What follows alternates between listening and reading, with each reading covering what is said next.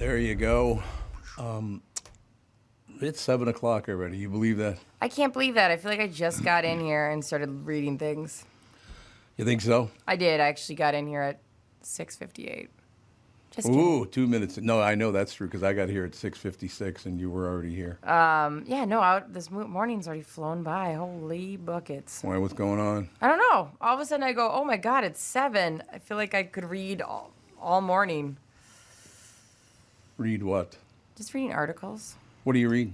I read about a 71-year-old man who completed the Appalachian Trail. Mm-hmm. And I thought to myself, I know a 71-year-old man who could probably do it. How long is that? Like 23 miles or something? I don't know for it's sure. It's really long. It's way longer than 23. Oh, is it? Yeah, he completed the daunting 2,200-mile-long trail.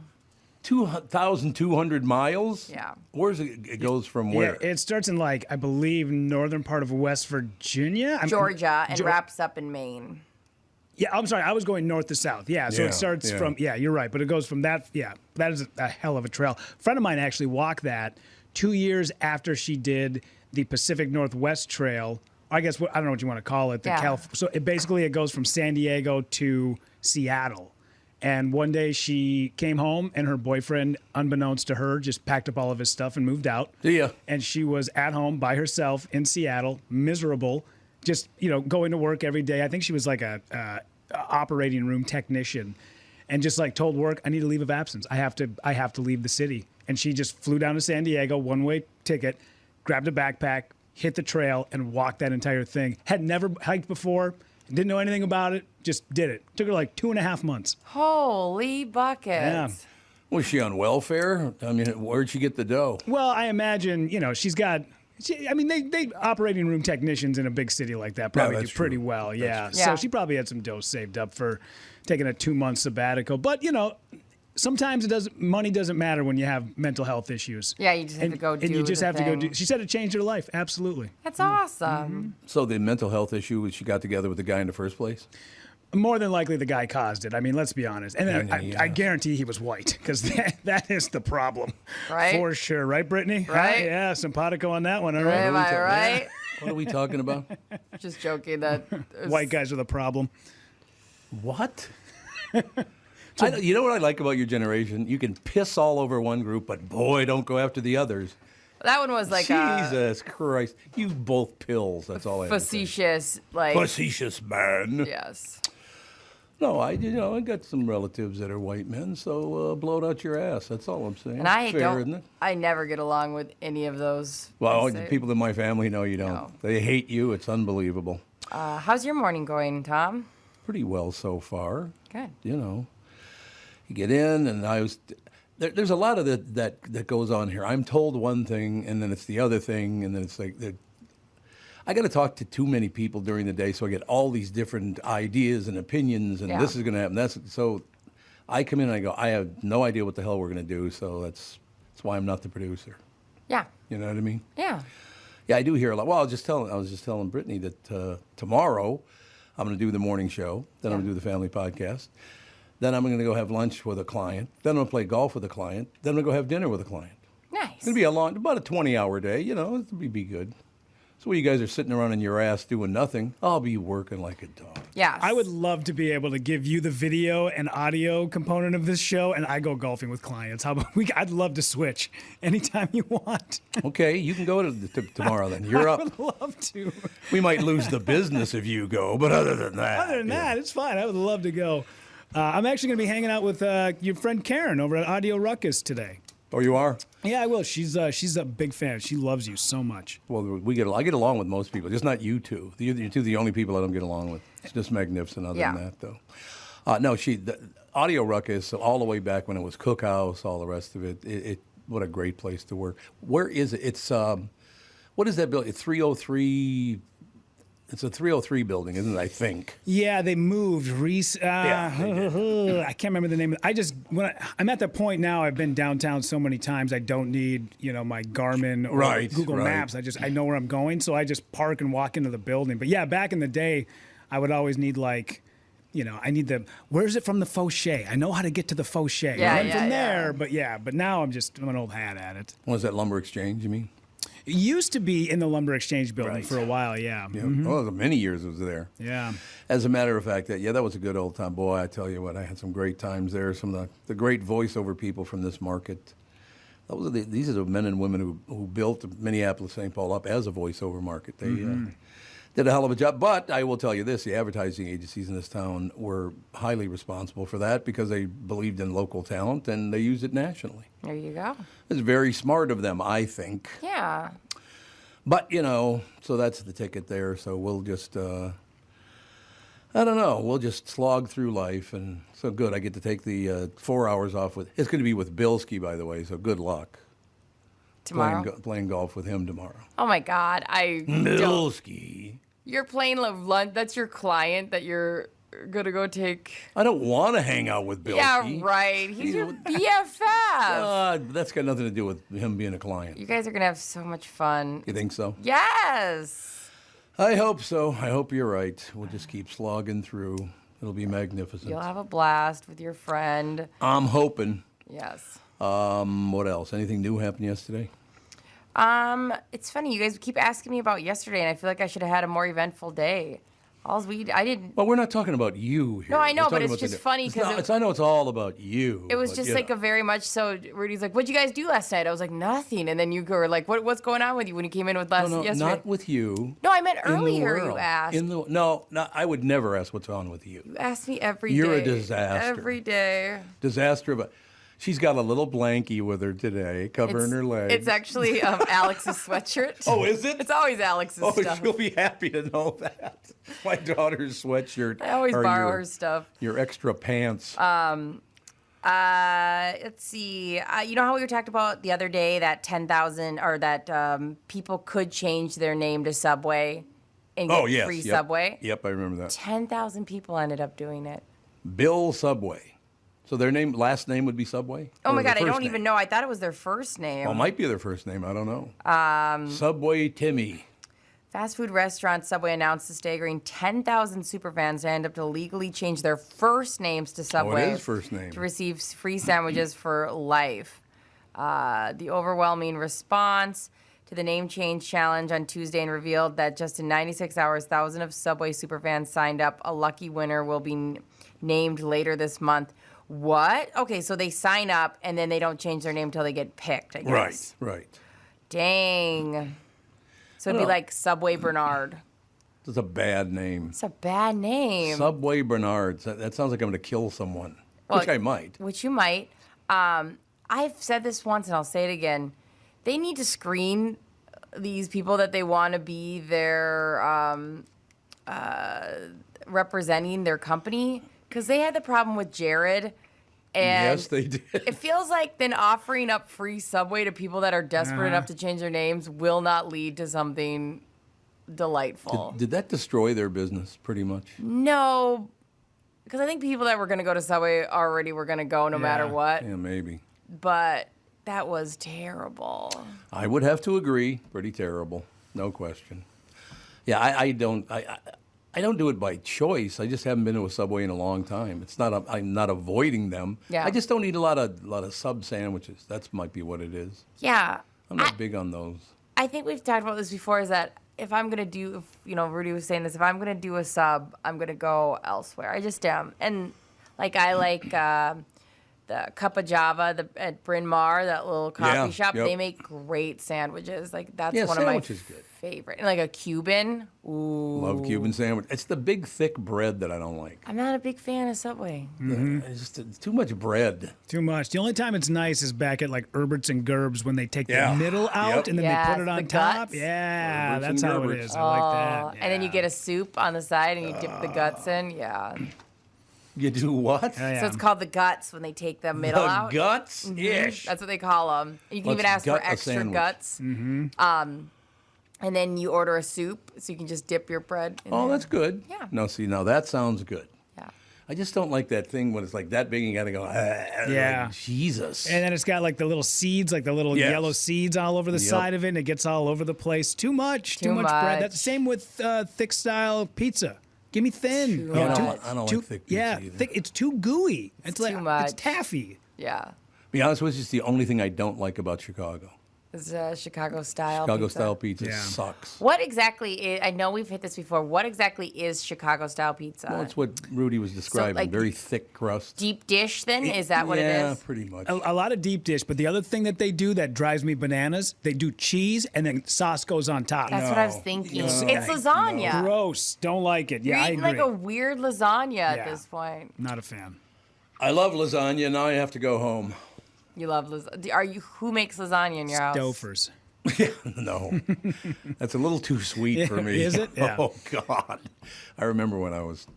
Well, I couldn't have been single because that was a million years ago. But yeah, it's very, very sweet. Yeah, I agree. I do like the homemade, and you got to go cottage cheese on the inside. Oh, it's Cottage cheese so on lasagna? Yeah, You- in the Never had inside. that. Yeah, it's Instead of good. ricotta? Yeah. Never had it. That sounds like poor people food to me. Well, yeah.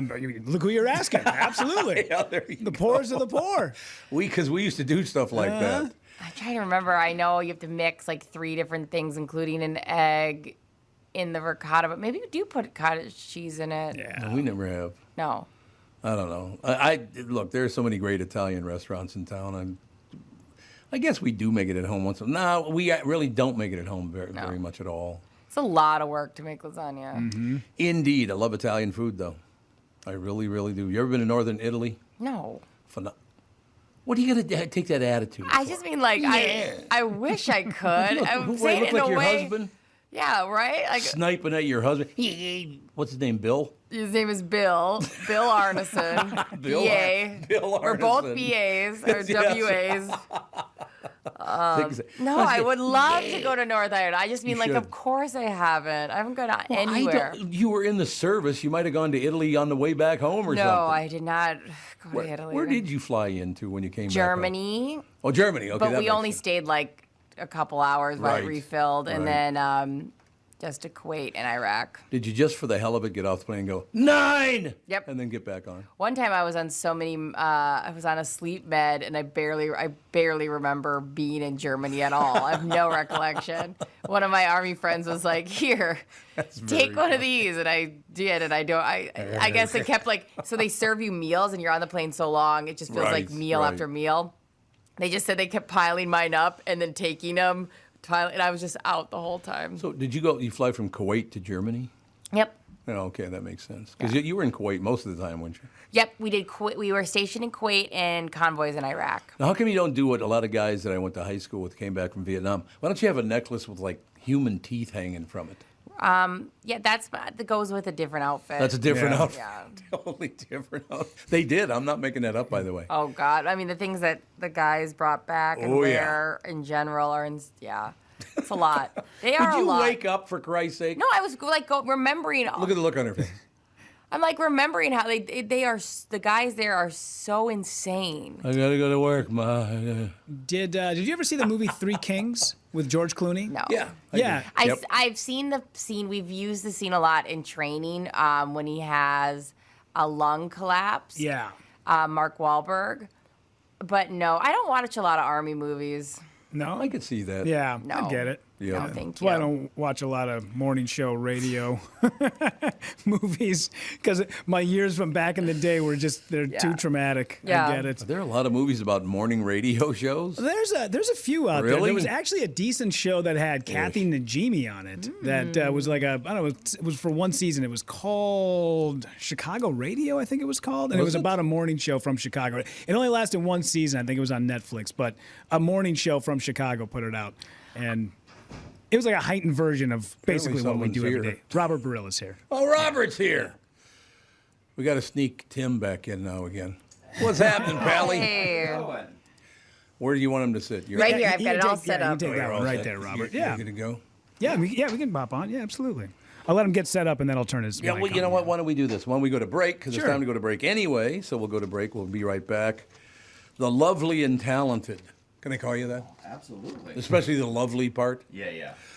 Robert Baril in studio, ladies and gentlemen, right after this on MyPillow's 20-year anniversary with over 80 million MyPillow sold. Mike Lindell and the MyPillow employees want to thank each and every one of you by giving you the lowest price in history on their MyPillows. Queen-size MyPillows regular price is $69.98. Now only $19.98 and just $10 more for king size. MyPillow's patented fill adjusts your exact level, individual needs we're talking here. To help you get the best sleep ever, go to MyPillow.com, click on the radio podcast square to get Mike's amazing offer on the queen size MyPillow for only $19.98. Enter promo code TOM. In addition to this special anniversary offer on the MyPillows, you will also receive deep discounts on all MyPillow products such as bed sheets, mattress toppers, pet beds, mattresses, My Slippers, and so much more. Take advantage of the biggest sale in MyPillow's history. Go to MyPillow.com, use promo code TOM to take advantage of Mike's special offer on his MyPillow. That's MyPillow.com, promo code TOM. Hi, I'm Mike Bryant, and I'm driving my car safely and legally communicating on my phone. Minnesota law allows a driver to use their cell phone to make calls, text, listen to music or podcasts, and get directions by voice command or single-touch activation without holding your phone. Violations are very expensive. The National Safety Council reports that cell phone use while driving leads to 1.6 million crashes per year, and nearly 400,000 injuries are caused by texting and driving. Not surprising, since 4 seconds with your eyes off the road is like driving the length of a football field blindfolded. And research shows that just 2 seconds increases the risk of an accident up to 24 times. Texting may only take a second, but it can end your life or ruin it forever. Please drive safely and stay alive. Find Bradshaw and Bryant, personal injury attorneys at minnesotapersonalinjury.com. There's a guy named Tom Cross who likes to do kite things. Tom takes the phrase "go fly a kite" to an extreme, and for years goes all over the country in search of great kite flying events. Lincoln City, Oregon comes to mind, with Chinook winds and 7 miles of pristine beach that draws folks from all over North America for the best kite flying conditions in the world. Tom brings a little Minnesota with him when he goes to Lincoln City in his new 2109S Rockwood Mini Light travel trailer. The new lightweights from Rockwood are very popular. Tom hauls his trailer from Niemeyer Trailer Sales in Albertville and Elko New Market, Minnesota. Niemeyer Trailer Sales is the only place Tom would prepare his next kite flight. Solar panels, exterior griddle, air conditioning are just a few of the standard features in his Rockwood by Forest River, from the place that is your ultimate RV headquarters since 1965. This is Tom Barnard. Visit my friends at Niemeyer Trailer Sales and take your passion on the road. Niemeyer Trailer Sales. Go to NIEMEYERS.com. Niemeyer Trailer Sales. It would have to be pretty hard to be a depressed supremacist. Like, white power, but not for me. I haven't earned it. I don't know. Maybe you guys. You seem like you're in shape. You have abs. I haven't done a sit-up in like 12 years. I'm a piece of crap. I can't.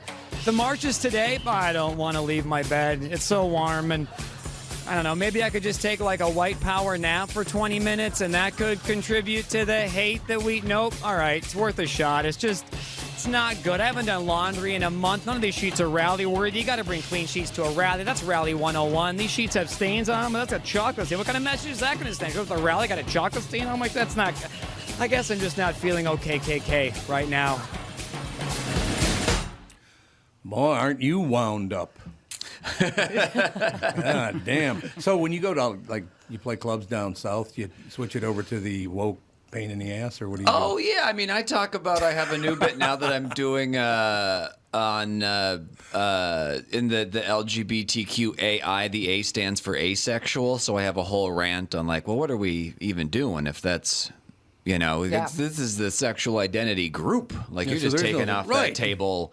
Right, it's like a atheist in church or something. Like, what benefit? Very good point. Like, yeah, the Q's are questioning. What are you going to learn from the A? Right, Yeah. like, what's it like sleeping with a fella? I don't know, gross. How about a lady? I don't know, gross. Like, did you get lost? This doesn't seem like this thing is for you. Yeah. I like it. Yeah. Works for me. By the way, I'm very serious about this. Robert was in last week, had another guest in at that time. You guys don't see eye to eye on anything politically, but you both handle that very well, and I appreciated that. Well, I think the important thing is maintaining a sense of humor about it. And I Yes. think just being able to laugh at your own side. I mean, that's when, and I try to balance it out material-wise, where I try to avoid being painted or pigeonholed a certain thing where I, like for the shows I'm doing this week at ACME, I open with some Biden stuff, then I pivot, and I kind of balance it back and forth where there's some jokes that if you lean right, you're going to like more than if you lean left, but then I kind of balance it out, and then, okay, so if you lean left, you're probably going to like this a little bit more without explicitly saying like, well, this bit's for a Democrat, this bit's for a Republican. It's just kind of going from one tangent to another, and they can kind of pick and choose which bits they find funnier than the next one. But I think the important thing is not sounding real soapboxy, because I think that's where comics lose people, is they're like, well, I'm right, and look at these idiots believe in there. Versus what I try to do is just go, not give any answers, but just go, I think we can all agree this isn't the answer, and then try to find some common ground about, you know, the ridiculous step that I've taken logically with the bits that are, you know, based on politics or current events or things like that. You know what I love about that is the fact that I did find out recently, because I didn't know it before a few months ago, that, again, I think I mentioned this to you, that I grew up a Democrat, then I tried to be a Republican for a while, and now I'm pretty much a centrist, which is the worst place you can be. Now everybody hates your guts. It's like, Jesus, settle down. Yeah, cool. It's true. At some point, compromise just became this horrible thing. Oh, yeah. I know. If you work with Obama, you're a communist. If you sign off with Trump, you're racist and a capitalist pig and all that stuff. God. And it's like, well, the prison reform thing, a lot of people seem to like that. He signed off on that, you know? So it's like and that's kind of what I try to do is pick those little fun areas where most of us can come together. And then, I mean, some people just aren't going to come along for the ride either. They're not. But that's also sort of fun, too. I mean, I shouldn't say it's fun pissing people off, but to me, it's fun to take positions that I know I'm in the right, but clearly some people aren't going to be on board for, and then just sort of like double down and try to, like I've been doing a bit on the Prophet Muhammad, and just talking about I don't back down on. I have a reference to the female genital mutilation that goes on in Middle Eastern countries. And I'm staunchly against that, but I do the joke, and then I'm like, it's not. This isn't me, right? I'm not, you know, the prime minister of Yemen. Like this is, yeah. And so I double down on that, and it's fun too, where it's like, no, I think we can all be against that. Yeah. Like I don't think it's culturally insensitive to be against the female. And if it is, then I guess I'm insensitive. But call me old fashioned. I think the clitoris should stay put. You know, I like it. I feel strongly about that. You know, yeah. I like it. That's brilliant thinking right there, is all I have to say to you. Well, thank you. I appreciate that. Yeah, it's but that's the fun aspect to a lot of the new material I'm doing is just finding topics like that. So it is kind of boundary pushing, but if you think about it, you're like, no, we should all agree that this is a bad thing, right? Like, or are we not even there yet? But it's also a fun thing to explore. I would hope so too, yeah. But I will tell you, Robert, that I have life experience in this area because you know, I did well in my career, which is going to cause family problems. I have 6 brothers and sisters. Grew up in a nice Catholic family, right? As soon as I and I didn't dump the Democratic Party. I just wanted to try something else to see what they were having to say, right? Just wanted to see other parties, right? Yeah, just wanted to check out the Republican deal, see how that deal is. When I made that decision, which was, I think, 25 years ago, my oldest brother and sister haven't spoken to me since. How My own brother and sister. They're both ardent Democrats, and they will not talk to me. It's like, what? Yeah, that's crazy. How do we learn it? Well, you know, they're not that bright. Because it's a Kennedy thing, right? Probably. It's a big Kennedy thing. Yeah, my dad's side, too. That's, going back to, 1960. Yeah, for sure. I mean, it's good. I doubt it's a Lyndon Johnson thing. No, it's not Lyndon Johnson. Especially with my mother. Yeah. Why has he got his pants down again at this interview? You know, he used to sit on the toilet and do interviews. Oh, he would have been. He like waved his dick at reporters and stuff. He was those audio clips are hilarious. how he'll like burp straight into the phone, and they'll talk about how he needs his inseam looser because he keeps ripping. He was. I mean, I wouldn't say as promiscuous as Kennedy, but he had affairs too. It's just it's not anything anyone wants to. Whereas like the Kennedy, it's like kind of like romantic tryst in the hall or something. But like you don't want to think about Lyndon Johnson getting a knobber in the bathroom and stuff. You're like that's Kennedy was at least cute. Yeah. The big difference, but, and he enjoyed the pool. Yes, he did. They covered that pool up now, in the White House. Oh, really? That's where the press room is now. They covered over the pool, and that's where the press room is now. It has been for years. Really? He semened it up too much. I don't know what the filters were like, no more. Cut it. We're done. No, it's interesting, like I said, I was very serious about that, Robert. Having you guys together, and you were very funny together. You were both very giving, and bounced off each other well. A lot of people couldn't do that. I'm just here to tell you. And I think that's part of the problem with social media and the bubbles and stuff is where like you just get, okay, well, here's my bubble. And then it's really lazy for comedians too, because there's some pockets where they just do like the same 2 or 3 rooms. It's the same audience every time, and they write for that audience. And it's like, okay, so you can kill in this one particular venue where everybody thinks like you. But when you work the road and you do small towns and bar shows and in the heart of Trump territory where it's all this as far as you would think that he won again or has been president the entire time and entertained those people, and you need to be able to make them laugh too and be respectful of their opinions and worries and fears and stuff. And a lot of times it's almost more fun with a conservative audience. I think Bill Maher might have said something like this at one point, but like they'll laugh at anything. Yeah. Whereas with liberal audiences, they're like, well, that's a marginalized group, and you're like, I think, or like with the Prophet Muhammad bit, where it's like this is a religion of millions. I'm not punching down. If anything, I'm punching up. Right. Like these, where it's like, okay, I think we're all going to be okay. This is a joke here. But last week I went from Boise to Portland. On a Thursday to a Friday. It was like getting the Benz. I'm like, these are 2 wildly different crowds. Oh, I bet. Oh, yeah. They are super liberal in Portland, but still fun people. Great times. Well, when they're not burning the city to the ground. Well, I mean, they took a break to come to the comedy show, obviously.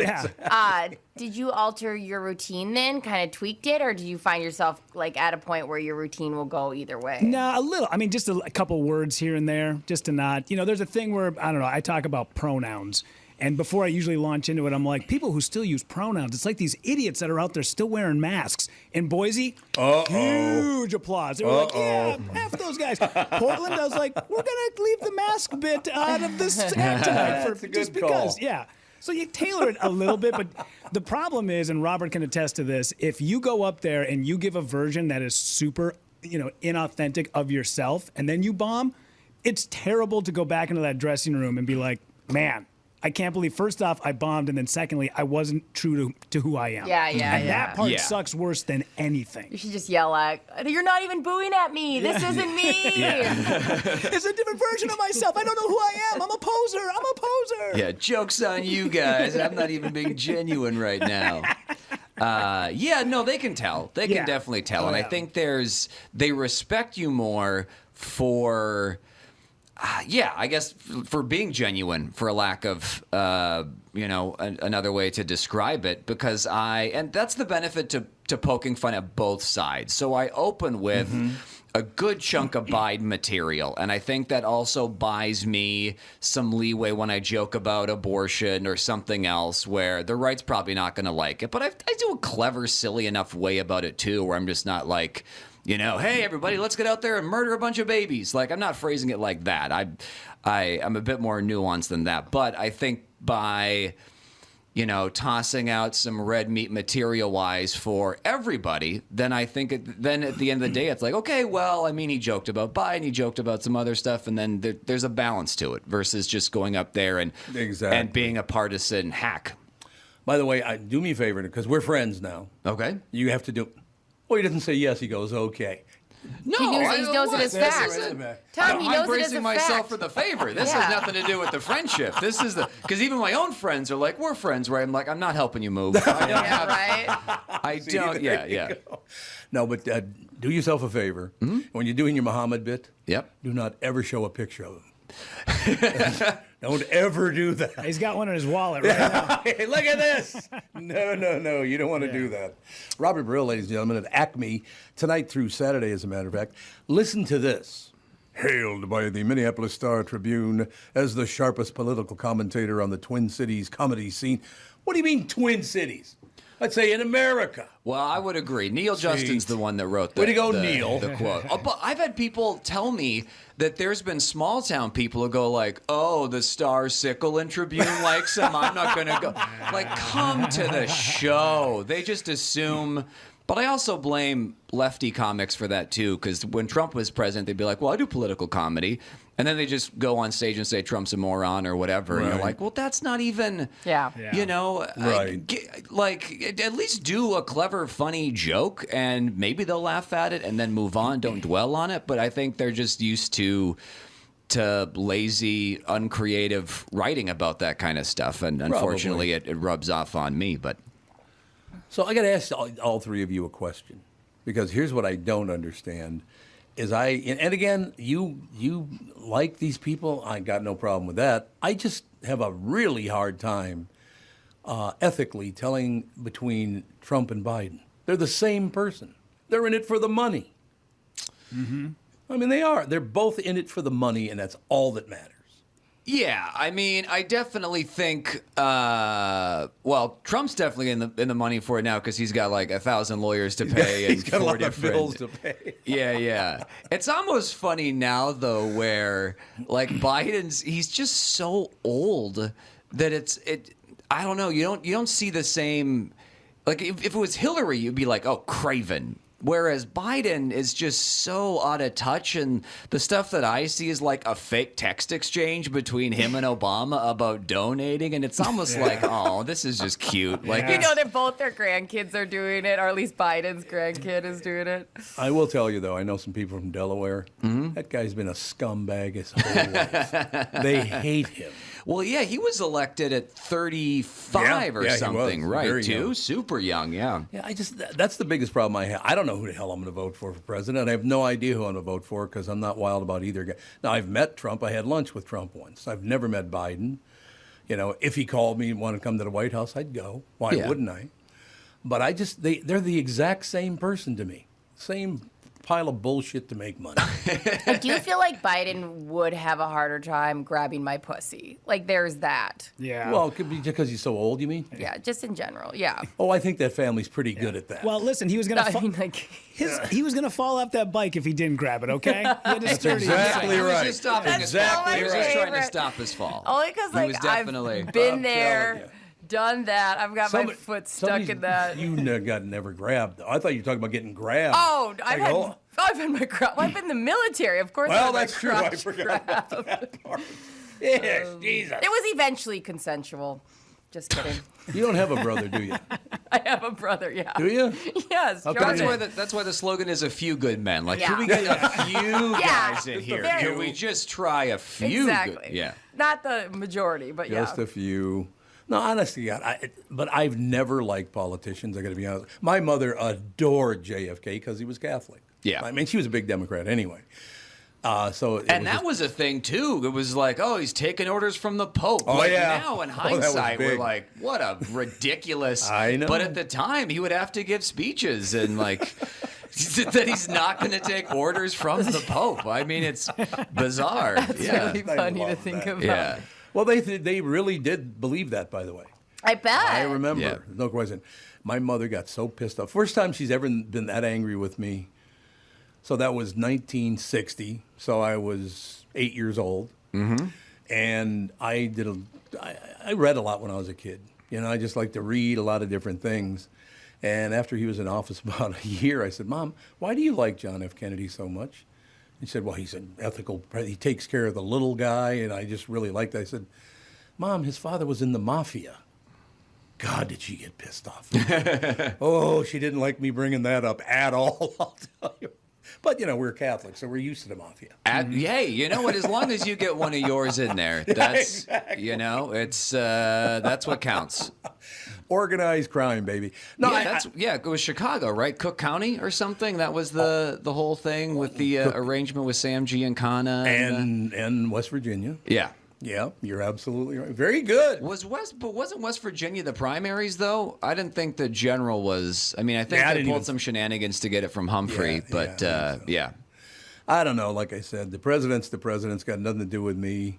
I gotta be honest with you. I'm looking back on the presidents. I can't really find one that I liked all that much.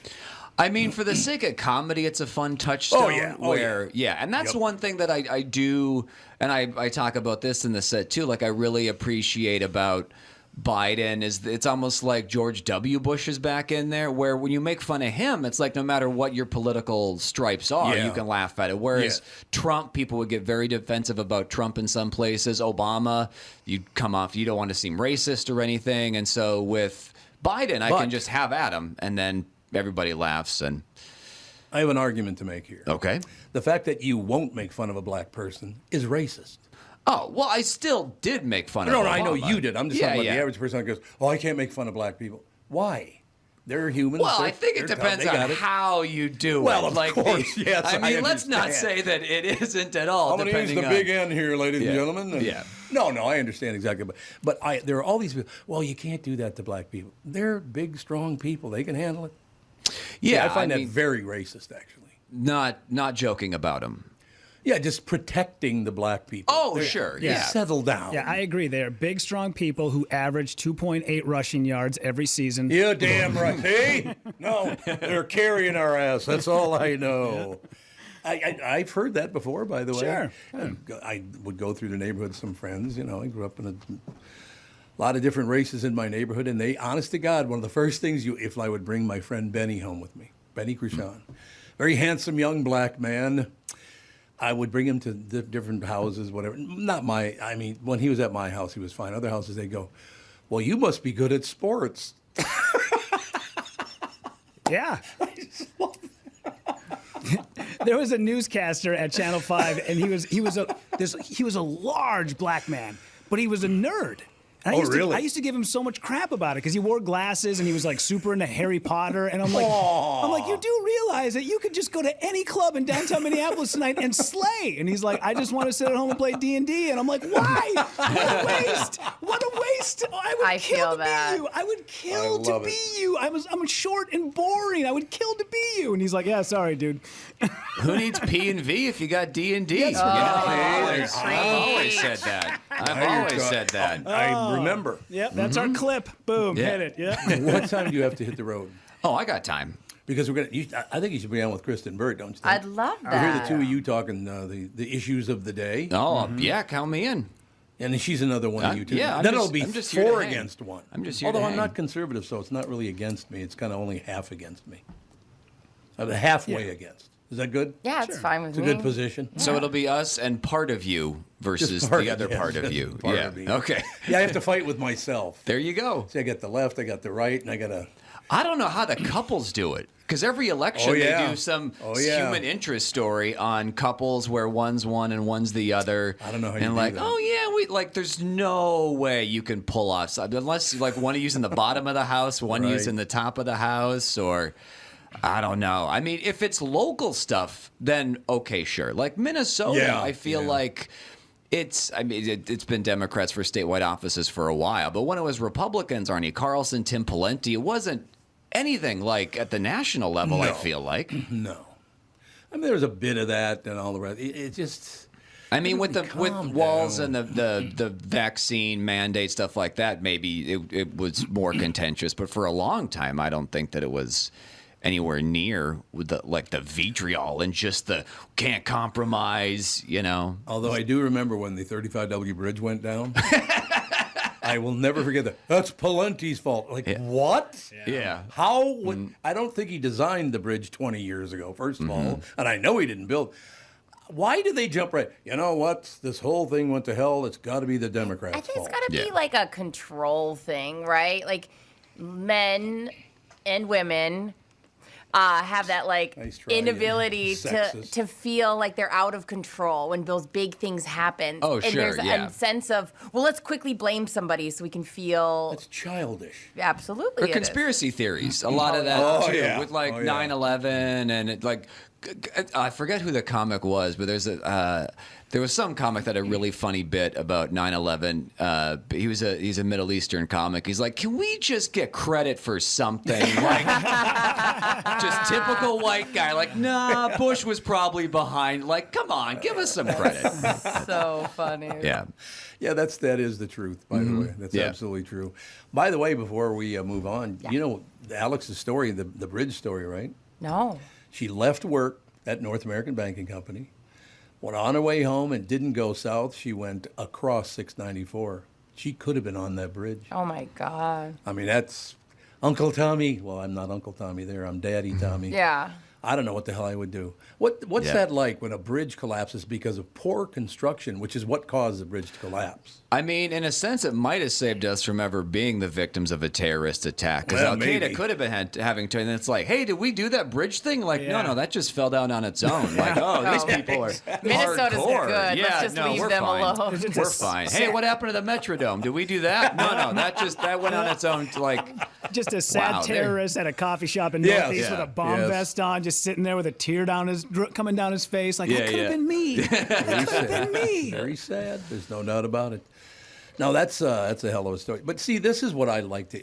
I don't think, and I know there's nowhere on TV you can see what we're doing. You cannot find news on TV. It's either way left or way right. Yeah, Bill Maher's show is usually pretty good. Yeah, that's the best of them all. It's like it's okay to argue with somebody too. Like we don't agree, that's fine. Let's have.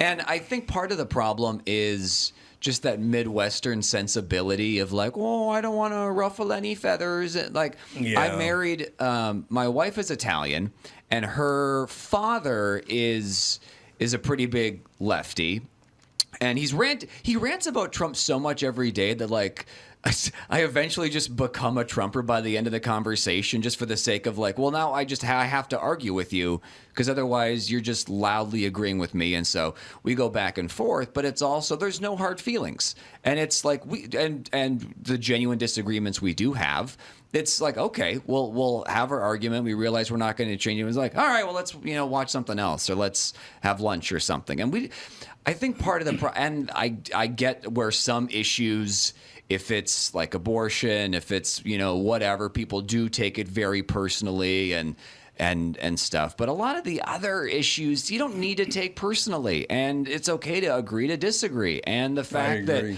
I think we've lost a lot of those skills because of the bubble, because of social media, because of like, oh, you shared a pro-Trump meme, well, we're not friends anymore. And it's like, well, maybe you should keep that person in your life and understand where they're coming. And Yeah.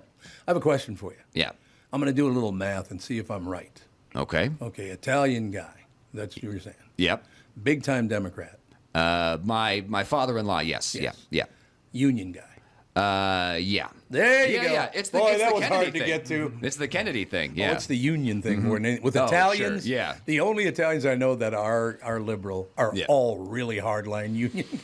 Yeah, I mean that goes back to like the 40s and stuff. Oh, yeah. Because the government worked with the mob to get spies on the ports. Because after Pearl Harbor, it was like, oh shit, I can say it, we're podcasting, right? Yeah. It was fuck, our we're susceptible. We're susceptible to anything. So they actually made agreements with the mob where they would turn a blind eye to the mob's activities if the mob would allow them to put spies and stuff on the docks to examine things. And yeah, that's another fascinating history, just the mob in the country. How'd that work out for Hoffa? Yeah. How's he doing? They never did find him.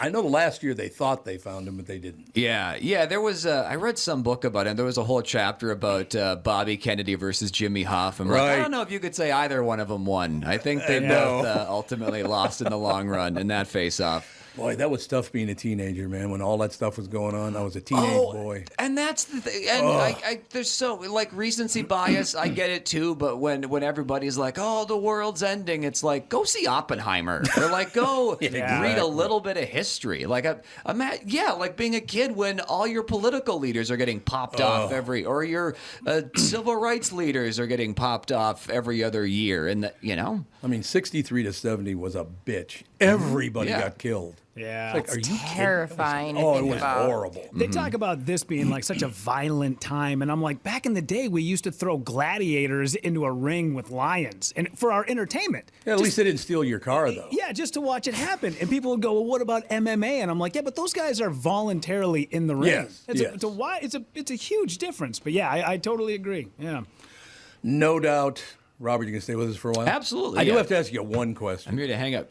Even though the spelling of your name is Baril. Yes. How many times has somebody said, "Hey, coming in with us, Robert Brazil"? Oh, it gets messed up constantly. Basil, Brazil, Bale, Braille. It's 5 letters. I knew it's it. not. Yeah. I knew it. Baril. How would you say that? Yeah. Yeah. We got it. Thank you. I Because appreciate I grew it. up with a bunch of Democrat Catholics. So there you go. Yeah, that'll. I believe it's French. I think I come from a long line of dirty French fur traders. Well, you look French. Yeah. Oh, yeah. Well, you do. For sure. I mean, you look, which is a compliment. Don't get me wrong. I wasn't sure how to take it. But yeah. Fur trader does sound like slang for a very promiscuous dude in the absolutely. 1700s. Well, Yes, definitely. I was going to say, your ancestors are lesbians? I didn't realize. Well, that could happen. They work the docks, all right? Well, I will tell you this because I am the way I am. I said, "Hey, Tom, you're German, aren't you?" Like, how do you know? Because of the way you look. It's like, okay, let me do I'll do the new step for you. Happy now? Yeah. We're good to go. The tiny mustache gives it away. God, can you imagine me wearing a tie? You know that nobody. That mustache style was very popular until Hitler did it, and then it just went away. I literally did research about this last you night did? because I'm doing a joke about it, but Michael Jordan is the only man who has ever pulled off the Hitler mustache, and nobody gave him crap about it. That's how good of a basketball player he was. Oh, he was. That's how you could have the Hitler mustache and nobody told him to shave it. Chaplin did it first, though, right? I mean, it was a fake mustache. Yeah. But wasn't he was the one? Yeah, because he had it before Hitler did, right? I think he made Hitler it came popular. on the scene. Yeah. Yeah, I think it was like 37 is when Chaplin started with the mustache. Ladies and gentlemen, we'll be back with Richard Brazil in just a couple of minutes from now. This mustache talk. It's going to be unbelievable. Robert Baril, ladies and gentlemen, Acme Comedy Company tonight, tomorrow, Friday, and Saturday. We'll talk. Robert, I'm glad you can stick around for a while because Kristyn Burtt is coming up in just a couple of seconds. Thank you to North American Banking Company for being such a great partner of the Tom Barnard Morning Show. I've been banking there for years, and I highly recommend you do the same. North American Banking Company is locally owned, operated, which means loan decisions are made here in the Twin Cities. They're not shipped out of state. This helps business owners solve problems and expand their business with confidence. They offer the same online and mobile banking options as the other banks, but with the unparalleled service of a community bank. When North American Banking Company first opened in 1998, they made a promise to deliver a better banking experience for their customers, where you know your banker and they know you. While a lot has changed since 1998, this commitment to being a true community bank in the Twin Cities has not. There's no shortage of banking options in the Twin Cities.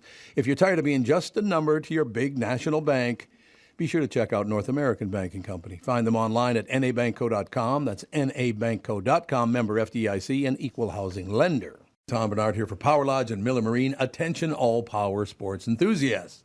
This August, we invite you to celebrate with Power Lodge as they hit a major milestone, 25 years of bringing action and excitement to Minnesota as your go-to destination for all things marine and power sports. Of course, to say thank you, each of their locations will host a local community appreciation day. It's a great idea.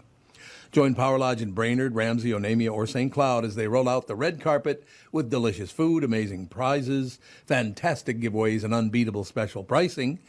As the grand prizes, they'll be raffling off a variety of Polaris ATVs and snowmobiles. Check out PowerLodge.com for event dates near you this Saturday, August 12th. Join Hubbard and Ramsey at Power Lodge from noon to 2 when Tom Barnard Morning Show and SKOR North Swag Plus, someone who registers to win on Saturday will score a pair of Gopher Cornhusker home opener football tickets. Ooh, that'd be fun. Great stadium, too. That's on the 31st of August, by the way. Lower level seats and on the 50-yard line. What do you think of that action? Yeah. Follow Power Lodge on social media as they unveil 25 days of deals on the latest off-road and on-road vehicles, boats, and supplies from the top brands in power sports. That's right. 25 days of back-to-back incredible offers. You won't want to miss this. Mark your calendar for this Saturday and get in on the action during the 25th anniversary Power Lodge, where throttle therapy begins. Ladies and gentlemen, Robert is in studio with us. Robert, what is it, LaBarrel? What is it? Barrel? Butterscotch. Bobby Barrel. That'd be a good comedian name. Yeah, I do. Yeah, there's some comics that have a lot of fun with it. See, I'm not doing that. I'm just trying to point him the right Baril. Yep. That's what I'm trying to do here. At ACME tonight, tomorrow, Friday, Saturday, the whole shooting match. And, of course, now joining us from Los Angeles, California, Kristyn Burtt. How you doing, my dear? Oh, Are you there, do we Kristyn? have her? Oh, she's muted. I got her. Doo-doo-doo.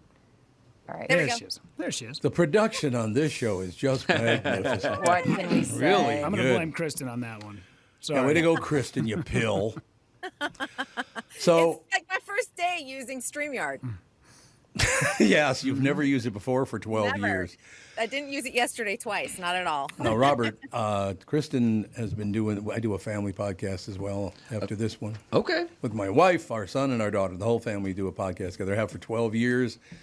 And right from the beginning, Kristyn Burtt was with us from Los Angeles. It was wonderful. Oh, those headphones didn't work. I don't think they. Oh, there we go. That's way better. Yeah. For a second, I just thought I was going deaf, but this makes a lot more sense. So they'll charge. What is happening? Are we all Were falling they off apart? already? It's off the wheels today, Kristyn. Today? Oh my God, How about Tom, every you're day? a You know what- disaster. Yeah, You the- got to use Tom. You're a disaster. Yes, I'm a disaster. That's exactly what I was thinking. Tom, you disaster, you. Now, you both, no, it's going to be great. What I'm going to do is I'm going to ask, Rudy and Brittany and me to shut up in a couple of seconds. And I want you two to interview Brad Blanks, who's coming up in about 5 minutes. Will you both do that? Sure. Now, I'm looking at both of you. You got Robert, you got Kristyn. It's quite a sharp-looking couple on that bottom line there, don't you? Can you see the video? I do, yeah. See, look at that. Yep. Handsome devil like you, and then you got Kristyn, the lovely and talented. I don't So know. she didn't even if it's argue with that. Did you say, oh, No, God. I was like, I just was thinking though. I'm like, if you're trying to hook us up, I'm married. I know. I'm married too. I'm like, what's I'm happening just here? saying you So have I'm to. gonna- Listen, you once guys just again- need to make a baby, okay? We don't need you to be married. Oh, God. See, you try to be nice I to am- people like you. I am childless by choice, so there we go. Yeah, but it's the child's choice, not yours. Hey, I don't want you as a mother, no, forget it. I'm a fur. Oh, there's my baby. Hey, London. London. I know. London loves this show. Every morning she walks in the closet, and here we are. Yeah, she does like to come in during the show. You're absolutely right. Yeah. There's no doubt about it. Kristyn, I want to start out. There's a show that was recommended by a friend. Dr. Basham. You're on with him on Tuesdays on the Family Show. He comes on Tuesdays. His lovely wife recommended a show, and damn it, now I can't think of the name of the show. It's from Australia. It's a very talented woman, Kitty. I don't remember what the hell her name is, but it's a one-word title. Oh, Fisk. Fisk. That's Yeah, exactly I what it started is. watching it. Yeah, That Fisk. show's Yeah. phenomenal. Yeah, it's great. Did you already God, start great watching catch. it, Tom? I watched the first 2 episodes last night, yes. I love this. Tom juggles like 16 shows at once, and he's 2 episodes in every single show that's on the air right now. It is Fisk. It's rich. She is amazing. Do you know this show, Kristyn? No, tell us. I about- have not watched it yet. It's a woman who gets a job at a law office, and she actually is an attorney, I think. Yeah. Maybe. Embarrassing. But she does is it probate law? Yeah, something yeah, like something that. like So that, yeah, yeah. so it's not like Suits. It's No, it's not So Suits. it's like the least glamorous. It's just people who've had people die, basically. And she got divorced. Her husband left her for an older woman, and she's just struggling to get her life back together. She's like living in an Airbnb, and it's good. She's not It's- Meghan Markle, is what you're saying. No Meghan Markle in this one. No. Oh, I'm telling you. No, Suits is killing it on streaming right now. She has an Asian woman and her daughter leased what is it? I guess he'd lease Yeah, they a house. own the Airbnb, so They own just the feel Airbnb. free to come at any time. And yeah. So the daughter comes next door and says, my mother's very upset because you're listening to the television and it's too loud. She's like, what are you talking about? I wasn't even listening to the television. She goes, well, it's just too loud. And you need to turn it down. She goes, well, I'm not turning it down. The woman walks over, unplugs it, and carries the TV out the front door. Well, now you don't have a television. This is my house. Because she is an Airbnb. Would they be renters? At least, what the hell would they be? Yeah, she'd be renting. Yeah, I it guess would be. they'd be Yeah, renting, but yeah, it's short definitely term. it's very dry. It kind of it's sort of like The Office and stuff, where you almost have to have the volume jacked up because they are so quick with the lines. It's very. Very dry, deadpan.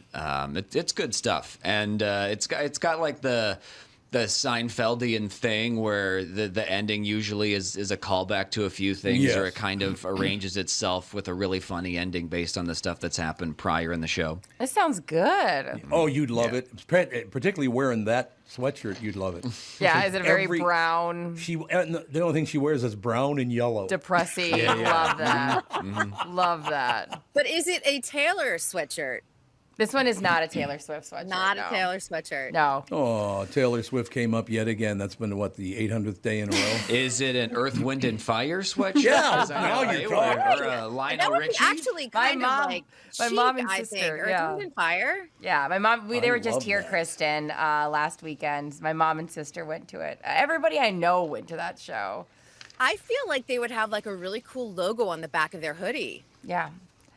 Yeah, I'm still broke from Taylor Swift, though, so I can't afford new sweatshirts. $5 the billion. amount of money Taylor's making off of merch has to be astounding. I'm not even talking about tickets or anything else. The merch is really what is driving this tour. Yeah, and the panic around the merch, because you can buy most of her stuff just online and get it sent to you. So I did that in advance because I'm not gonna go early, whatever. And then a listener messaged me, he's like, I'm in the merch line, what do you need? I said, a t-shirt, I guess. I don't know.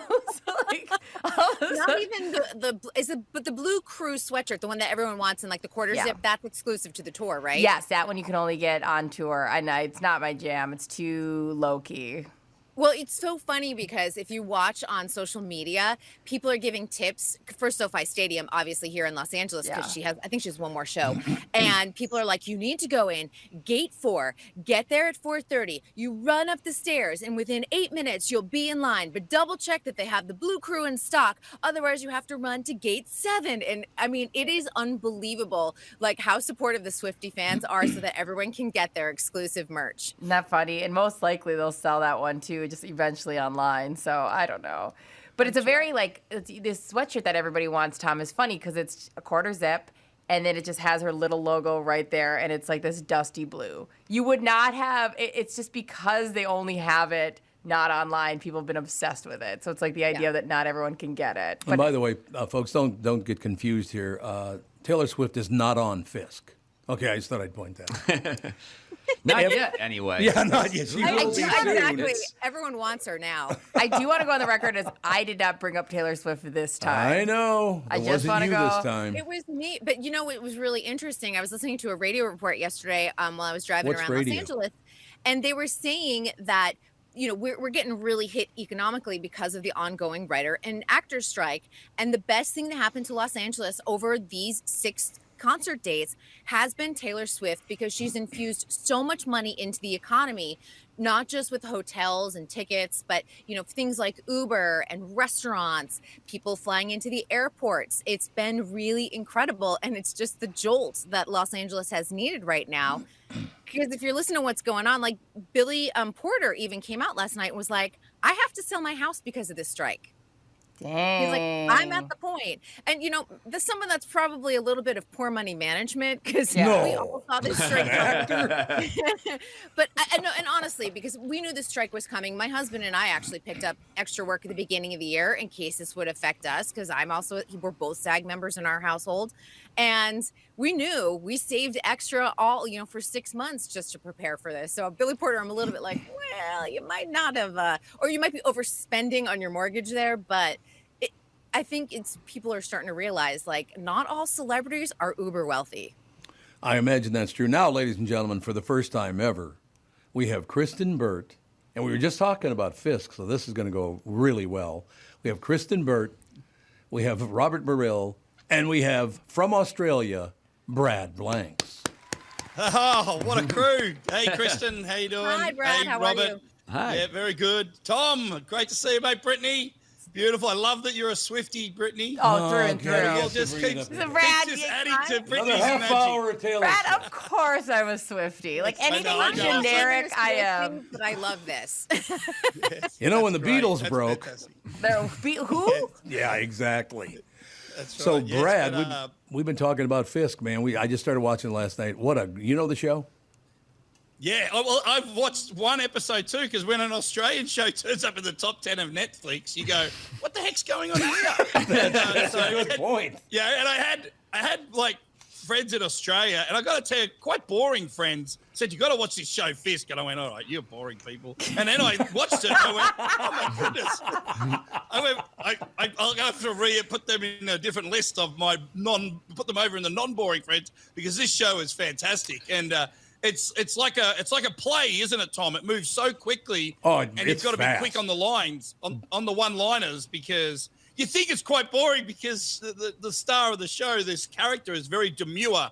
And, of course, Tom, in the opening few scenes, she wears a brown pantsuit with a brown jacket, and she has 4 of those, and the color of the suit blends into the color of the illegal chair she's sitting in. So what I've just described to you is a very boring scenario and a boring person.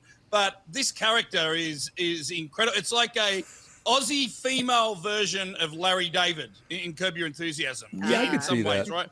Right, Tom? And that's Yeah. exactly what you just said. When that person walks up and she's sitting in a chair that's the exact same color as her outfit, goes, "Are you that fat?" That's right.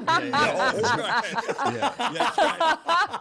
Okay, I'm so excited. I literally have never heard of Great this till show. this moment, and I got 5 people telling me it's good. It is. Well, it's only been on for 1 week, and the woman's a known comedian. You know, chat. She's on radio shows, and she goes on TV shows, on panels and stuff. Kitty Flanagan is her name, and she is legitimately shocked that she ended up in the top 10 of Netflix. I mean, there's more higher budgeted Australian shows that I was about have to tried say. to get that and haven't done it. And So that's kind it's of what huge makes for her. it more endearing, too, is the fact that you can see that it's just a shoestring budget. It's just some funny people. Yep. The law office is Yep. clearly just like, oh, we can shoot in here? Okay, let's shoot in here.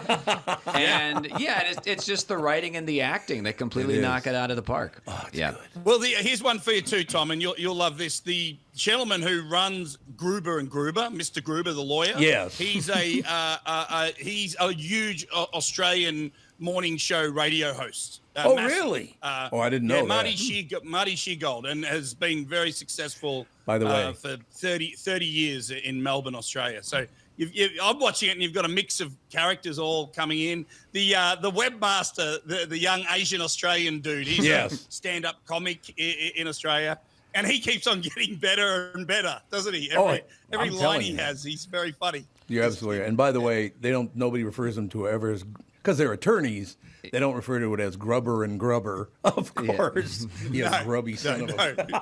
That's so funny. And then I do have to, while we're talking about great Australian shows, I do have to do a quick plug because I did a deep dive on this like a year or 2 ago, and I hope it's still on Netflix. But Rake, the original Rake. Oh, the original, yeah. Loved it. Yep. So good. So good.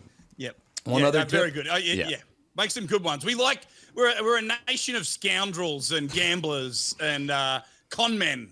Yeah, which geez, might have summed me up, right? Yeah. there. Yeah, that's you, Brad. Yeah. Kristyn, you got to watch it. I'm telling you, it's. I will add it to my list. There's a long list going on. One thing I will tell you, and this is a tip. It's an Australian show, not a show from New Zealand, because I've noticed shows from New Zealand, you cannot understand one damn word they're saying. that Well, cop they had show, us for a long time. The Kiwis were outdoing us creatively on the on the big stage. You know, late in the O's back there, like 15 years ago, the Flight of the Conchords. I was about to say yeah. Flight of the Conchords. Yeah. Loved it. And one of So the good. best shows ever made. And us Aussies were all like, damn it, why couldn't we create something like this? This is spectacular. So we're happy we're having a renaissance that doesn't involve a guy with a long knife and a crocodile, which is big Yes, for that's us. true. But I love those too. I know, I love those two. It all Don't comes worry, around again. I mean, they're remaking Night Court and stuff, so I feel like it's only a matter of time before Paul Hogan has to dust off the knife again, I think. I think we should get Kristyn drunk and have her go after us on the air. That's what I think. Yes. Well, Kristyn, that sounds good. Really? She goes, really? I was like, really? I'm a happy drunk. I'm not a violent drunk. I could see that, Kristyn. We've got nothing in common. I'm like, give me a margarita and I will giggle all night long. That's it. Well, that's good. Yeah. I'm glad to hear that. It's not a depressant for me. Yeah, Brad's like, give me 14 of those and I'll also be giggling. Yes. I've seen you drink, Brad. Yeah, Wait, it literally like one drink and I'm already over the edge. Oh, we saw the Instagram video of you having half a margarita and then singing ABBA all night karaoke style. Yes, that's true. Yeah. Oh, I That see. is very true. Works out for me. That's all I have to say. Now, Brad. Tom. What's happening? I'm nervous now. What So the I've hell? been called into the Did we just have a principal's meltdown on office. air? We got a, honest to God, he's like, what? What do you want, Tom? Or I think we all Welcome got back. nervous for Brad. Welcome back to the Mitch McConnell Yeah, I was gonna podcast. say. Mitch, what were you gonna... Mitch, What the hell? get him out of here. Yeah. Oh, that was so sad. It was so That sad. was really sad. Oh, God. I do it myself, but, In any case, okay, so we talked about Fisk. We've talked about a number of things. What do our entertainment reporters, Brad and well, Kristyn... for me, I'm not a real... Kristyn's Kristyn a real-life is. entertainment reporter. Yeah. Oh, we're well aware, Brad, where you fall in Yes, here. yeah, good. Thank you. Except, I was before we get too I have deep. to pull people up. Yeah, Before we get people too deep. introduce me as a journalist, and I'm like, Oh, hey, God. I'm not a No, journalist. I know better than that. No, we would never. I'm waiting for my interviews to blow up. Yeah, that's when I have a result. You're like, when I want to go viral. I'm trying to get a moment that goes boom. So without actually doing anything, but I do have another time a blast from the past in light of obviously about a month ago, Indiana Jones came out and Harrison Ford was out doing the press, and as Kristyn would know, he's quite a grumpy sort of guy, isn't he, Kristyn? Yep. Sure is. And if you get more than a one-word answer, you are lucky. Yeah, so I pulled out an old interview. The movie he was in was with Rachel McAdams. Now, it was probably 12 years ago, Kristyn, the one where it was a morning show. I think he was a morning show host, and Rachel was his producer. Yeah. It was a Morning Glory. Morning Glory. That's it. It's a cute movie. All right, good. All right, there you go, Tom. Put that on the list. Morning Glory. And Tom will hate it. Tom will hate it. Don't put it on your list, Tom. He's softening up, I reckon. He's softening. Oh, I reckon. well.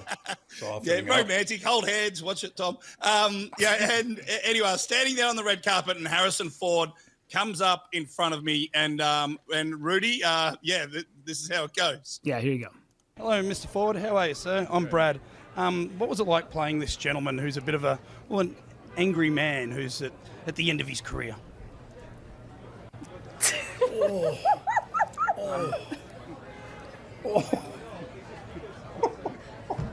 It was fun. Yeah. Thank you. Very funny man. What an asshole. Now, this fella, is there anything inside you that you can compare yourself to? No. No, I'm nothing like that at all. You're actually I'm a really sweet guy, and I'm easy to get along with. Playing with Rachel McAdams, she told the beautiful young actress. Oh yeah, that girl. Yeah. Is she all right? Yeah, she's great. She's an incredibly talented young lady. She kept you in line? Nobody keeps me in line, man. Still a wild man? No. Hi. Oh my Mr. Harrison Ford, a man, a few words. Brad, why is your voice like that? Who are you? I was just wondering. That sounded like a scene from Fisk. Like that did. sounded like It the did. timing. You're right. Yeah. You're right. Oh, it's so good. That video is Yes. so good. Yeah, I put it up, and it got 1.3 million views on Instagram. Good. Amazing. People just love silence and me drowning, which is great. Awkward silence is the hardest thing when you're on the other end of the microphone. You guys got to check this video out too. Me and Rudy were watching it this morning, and Rudy was laughing so hard. I was concerned for herself. But Brad kind of looks around like, is there a grown-up that's going to help me during the silence? It's so funny. Oh, yeah. But I reckon I cracked him. There was a moment there in Harrison Ford's eyes where he got a glint, where he actually enjoyed what he was doing. Agreed. It's worth a watch for sure. Good work, Brad. I was just going to say what's so interesting about his recent press junket for Dial of Destiny. He brought Calista Flockhart around, his wife, and they leaned into the whole cute Hollywood couple thing. And he was actually very, very sweet and chatty during his press junket. But I know he was really trying to push this Indiana Jones, which didn't do great at the box office. But it was a complete 180 from what we saw in your video. Yes. Yeah, he improved. That's right. And I saw him take with a British reporter. He took a swig of whiskey with her in the morning. And but you could see Ryan Gosling. Oh, no, sorry, that was for that was back in the not Ryan Gosling. Anyway, he was sitting there and he took a swig and everyone's laughing and everyone's giggling. So he tried really hard. And look, that interview I did with him, that's that moment where the sweat rushes to every part of your body. I'm sweating down my forehead. You're thinking of, aren't I trained for this moment? And but I got the desired result. Now, online, I had a lot of haters because there are a lot of real life Indiana Jones fans. And they thought I disrespected Indiana Jones. You did not. Yeah, it was great. It was a softball question. It wasn't what was your relationship like with your dad? It wasn't a personal thing. If you ask one question just slightly the wrong way, they will come after you in the comments. I love the idea that these nerds are attacking you online. I love it, Brad. I replied to one, and my wife tells me, "Do not reply to them. Do not reply to them, Brad." Keep it going. I'm overcoming this. This is part of my therapy of overcoming criticism and just rolling with it. And I said to one dude, I said, "Just chill out, man. We're just having a laugh. It's just just take it easy. No worries, man. Like that." And he replied. But my comment to him got 210 likes. Of course, I'm counting them. Of course you are. Brad, I say get in the mud. Act a fool. Why not? Brittany, you're crazy. I'd like to see you get in the comments. I reckon you'd hold your own pretty good. I mean, there's an enjoyment there, right? Yeah. Have you ever interviewed Hugh Grant? Because I love not many celebrities will I watch on the red carpet or watch, but he just doesn't give a shit anymore, especially since the whole whatever her name was, the scandal with the prostitute and stuff. Elizabeth Hurley. The prostitute. He was with Elizabeth at the time, but whatever. Kristen knows Elizabeth Hurley. I know Divine Brown. Shows you. Difference. That's the difference. Entertainment reporters right there, right? Yeah. Exactly. And the funny thing is, but do you know the corner of where it happens? That's the funny thing. When you go down Sunset, you're like, it happened right here. And the only reason the cops went up to the car was because it was actually moving. Yeah, not subtle. It was physically moving with that sexual act that was going on, and they're like, well, what's going on in here? That's why they stopped, because it's a relatively quiet corner because it moves into a residential neighborhood off of Sunset in that area. Jeez, good on you, Grant. Good on him. He owned it too. He went on Leno the following week, didn't he? Yeah. During Probably that whole the thing, best apology in Hollywood, because everyone now is just like, let me just write a little notes apology on my iPhone and put it out there on Instagram and turn off the comments. He went out there and faced it. That's why people found it charming. Yeah, and he just kind of has that sheepish, the boy in the class that you love him, but you're like, you scamp, because it wasn't anything. He didn't murder anybody. No. He didn't assault anybody. He got a blowjob, and he's in relationships. But it's also, as far as scandals go, if anything, it helped the movie, because I think the movie was set to bomb, and that's why he was in a depressed, let me just escape mode, and then it kind of gave him like this edge, like, oh, Hollywood Bill, who's this guy? Charlie Sheen getting a knobber during the, and then. But he wasn't Charlie Sheen. That's why No, I think yeah. it was such a salacious story too. You have the most gorgeous girlfriend, who puts on her Versace gown with like the safety pins, and then you know what I mean. You're like, who would cheat on Elizabeth Hurley? Well, Hugh Grant did, and that was just if she was dating Charlie Sheen, we would have been like, expected. Yeah. So it was unexpected, and I think that's why it became such a headline. So, what was it like to interview Hugh though? Because I would imagine. That one was about 12 years ago. The movie he did when they moved to a farm, him and Sarah Jessica Parker, I think. And okay. I love how I don't know the names of any of these stupid films. The plot has stuck with you. Yeah. But just like that's the plot. 2009. They moved to a farm. That's when I had my first child. That was also Sarah Jessica Parker's really bad movie era. She had a bunch of them, like Family Stone, and that just like tanked. But she was killing it on Sex and the City, but it just didn't translate to rom-com success in the movie theater. Yeah, so he wasn't great. I knew he was going to be prickly. So what I do with that, I realized that I'm not really going to get an interview. I think I just complimented on his clothes that he was wearing. And then he sort of then just hung shit. Did he just walk away? It came out quite good because I played it a bit. People wanted to hear that video after the whole Oscars meltdown when he was on there with Ashley Graham. Ashley Graham, yes. Ashley Graham, right. Yeah. Thank you. I was in that for like 2 seconds. Yeah. And so that video went quite well because maybe it was a lesson in how to handle a prickly guy in Hugh Grant because you've just got to go, as soon as you go to him, go, I'm beneath you, and I'll happily accept that role of me being your punching bag, Mr. Grant. And he doesn't really want to punch down. It's just that he was so set up on that Oscars red carpet that he kind of begrudgingly did the interview, and the questions were quite inane, although he's meant to roll with inane questions. That's what you sort of get paid to do. But I think that whole experience just shocked him. And who would have thought Hugh Grant would be the biggest? He arguably was one of the biggest stories of the Oscars for not doing much. For being curmudgeonly. That's all it was. Right. Yes, and I think what people don't realize, at that Oscars red carpet, it is so easy to say no to an interview because of the way they have the red carpet set up. They have like an express line in the middle. You can go to the regular person red carpet in the back where just like, studio executives walk and don't get interviewed.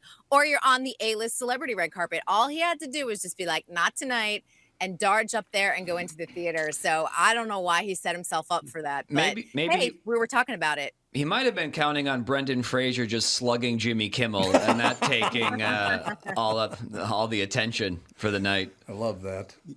No question. Do they have a beef? Do they have a beef? No, that was just a call back to Will Smith hitting Chris Rock and everything everybody talks about. Yeah. Good. Slap heard around the world that we'll never forget. And Will Smith has not recovered from. So. No. I still insist that was fake. It was not. I promise you. It is tanked. Where is security, for Christ's sake?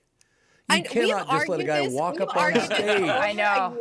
And I will tell you that Will Smith did not want his career to tank. People don't want to touch him right now. Good. He's a pain in the ass.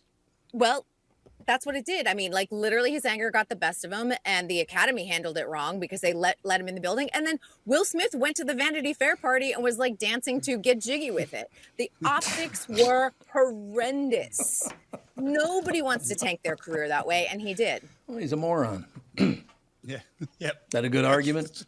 Yeah, well, yeah, and, I mean, he was. And I promise you that was not staged because nobody tanks their career like that. What's the name of that airport out there in Los Angeles where all the big private jets fly out of? Van Nuys. It's Van Nuys. Yeah, there you go. And I can't remember who the comedian was, but he told me so. He came to town. He's sitting there talking to me. He goes, Tom, I know you don't like the guy anyway, but I got a new one for you. He said, I was coming here, and for some reason, Will Smith was coming here in his private jet. So he asked if I wanted to ride on his private jet to Minneapolis, St. Paul. So I did. And he said, driving out there, I went to Van Nuys. He said, I didn't know that was a private jet airport, all the rest of it. And he gets on the jet, and he looks over at Will Smith and says, man, I had no idea this airport was even up here. I mean, the cheapest airplane here has got to be $50 million. What's this all about? And he goes, I'm Will Smith. Really? Okay, thanks. I feel much better about myself now. Thank you. I mean, I'm It's Will that Wild Smith. Wild West money. Yeah, that's great thing. Wild West. Good reference. I like that reference. All right, you two, you gotta head to the house. Who has to head to the house? I thought you did. Yeah. Not me. I have I to gotta- go to work. I have to take my kids to camp. Oh, All right. nice. What kind of camp is it? Just one of those sports camps Nice. for kids under 11. They're not really playing sports. They're trying to catch balls. Yeah, they play. But to be fair, you can't call it ball camp. That's not. That's not great. Yeah, too much is a lot of accusations with. Got a ball. Yeah. Well, bye, Brad. Bye, Very good. Kristen. Love you Yeah, both. thank you. Tomorrow. Thank you. Oh, she loves you now. What do you I think of love, that I action? love them both. I I love love Brad. you. I love Kristen. They're They are so great. lovely. You are correct, Sister Brad Blanks and Kristyn Burtt. Phenomenal. Be right back right after this. I'm so happy to welcome back our longtime friends, Sabre Plumbing, Heating, and Air Conditioning to the show. I've known Steve, the owner, for many years, and I completely trust Sabre to keep my house comfortable. Why? Sabre does everything the right way, and they always put the customer first. I love the team at Sabre because their service experts are experienced NATE certified technicians. They're not salespeople. Their pricing is completely upfront, and they fix only what needs to be fixed, nothing more. Sabre's dedicated to giving customers what they need when they need it and at the fair price, keeping your family safe and comfortable without breaking the bank. Give Sabre Heating and Air Conditioning a try. I know they'll take care of you, just like they've taken care of me and my family. Whether you need a new Bryant furnace or air conditioner replaced or just simply need a service call to get you going again, go to saberheating.com. That's S-A-B-R-E heating.com. Sabre and Bryant, whatever it takes. You need to know a guy for your auto repairs, legal issues, banking, and more. The same goes for investment advice. You need a guy to help you be successful, someone you can trust who gets results. Well, I got a guy for you. Josh Arnold. Josh gives you straight talk, not sugar-coated advice about your financial situation. Josh has seen it all when it comes to economic and market conditions, and Josh can make sure that your retirement objectives match your investments. Do yourself a favor and call Josh now for a no-obligation, 48-minute evaluation. You've got nothing to lose, and you'll get a different point of view for your investments. Call Josh at 952-925-5608. That is 952-925-5608. You'll be glad that you did. And tell him his guy, Tom, sent you. Investment services offered by Josh Arnold Investment Consultant, LLC, a security investment advisor. Past performance is no guarantee of future results. All investments involve risk. All comments and opinions are Josh Arnold's and do not constitute investment advice. Tom Barnard is a paid endorser. Acoustic wave therapy is the latest advancement in the erectile dysfunction. It's a non-surgical, non-medication solution to improving your natural erections. I highly recommend Twin Cities Premier Health for this therapy. For better erections and optimal sexual performance at any age, get back on track to a healthy, satisfying sex life with your partner. No medications, no surgery, overseen by their highly trained health professionals all along the way. Right now, I have a special offer. Receive a free treatment and a free consultation when you book today, valued at $800. 952-395-4346. That's my unique phone number, 952-395-4346. Go to TwinCitiesPremierHealth.com and use promo code TOM. Twin Cities Premier Health acoustic wave therapy protocol is provided via a medical device that delivers a painless, low-intensity, high-frequency shock wave over the surface of the skin over a series of treatments. This non-invasive, highly effective, science-based procedure creates an increase in blood flow and helps create new blood vessels by treating the root cause of most erectile dysfunction. Use promo code TOM when you go online to schedule a free consultation. Ladies and gentlemen, hailed by the Minneapolis Star-Tribune as the sharpest political commentator on the Twin Cities comedy scene, Robert Baril in studio. He's at ACME tonight, tomorrow night, Friday, and Saturday as well. Look at that promo. Woo! Wednesday and Thursday are already sold out. Yeah. Really? Yeah, dog. Yeah. Yeah, I'm for dog. real. Well, I'm thank for you. real. That must feel so good. Well, how much did it cost you? Yeah, quite well. Like I said, I'm married to an Italian. I have an Italian wife who's actually a grandmother, so I became an instant step grandpa. Oh, there you go. That's my Instagram handle is Instagrandpa. That's a joke, but also a real thing. But her family, her ex is Puerto Rican. So between the Italians and the Puerto Ricans, I mean, that's just the sold out show right there. Just I just have inherited family or to. Yeah, it's just all married the in. kids, the grandkids. Yes, very. incredible reproductive powers the Puerto Ricans and Italians have. Between the Puerto Rican libido and the Italian lack of contraception, it's a perfect recipe for repopulating. One of my best friends in the world has been since I was a little boy, Tommy O'Brien, half Irish, half Puerto Rican. When they get in arguments at that house, you better not go in there. Oh, I can only imagine. Yeah. But the food has to be amazing. Oh, God. I wonder his mother, Deadina. Nice. Purcell was her birth name. What a lovely person. And when she got mad, she would always, when she get mad at her husband, it was so wonderful because she would try to keep it down, but she would look in the sink and she was really pissed at him. She'd go, "Kiss my ass, Vita." Well, I loved it. It's always good to have some whiskey on hand to take the edge off the stabbing. You want to balance it out. That's exactly right. Those are great memories you just gave me, man. Yeah. Those are great memories.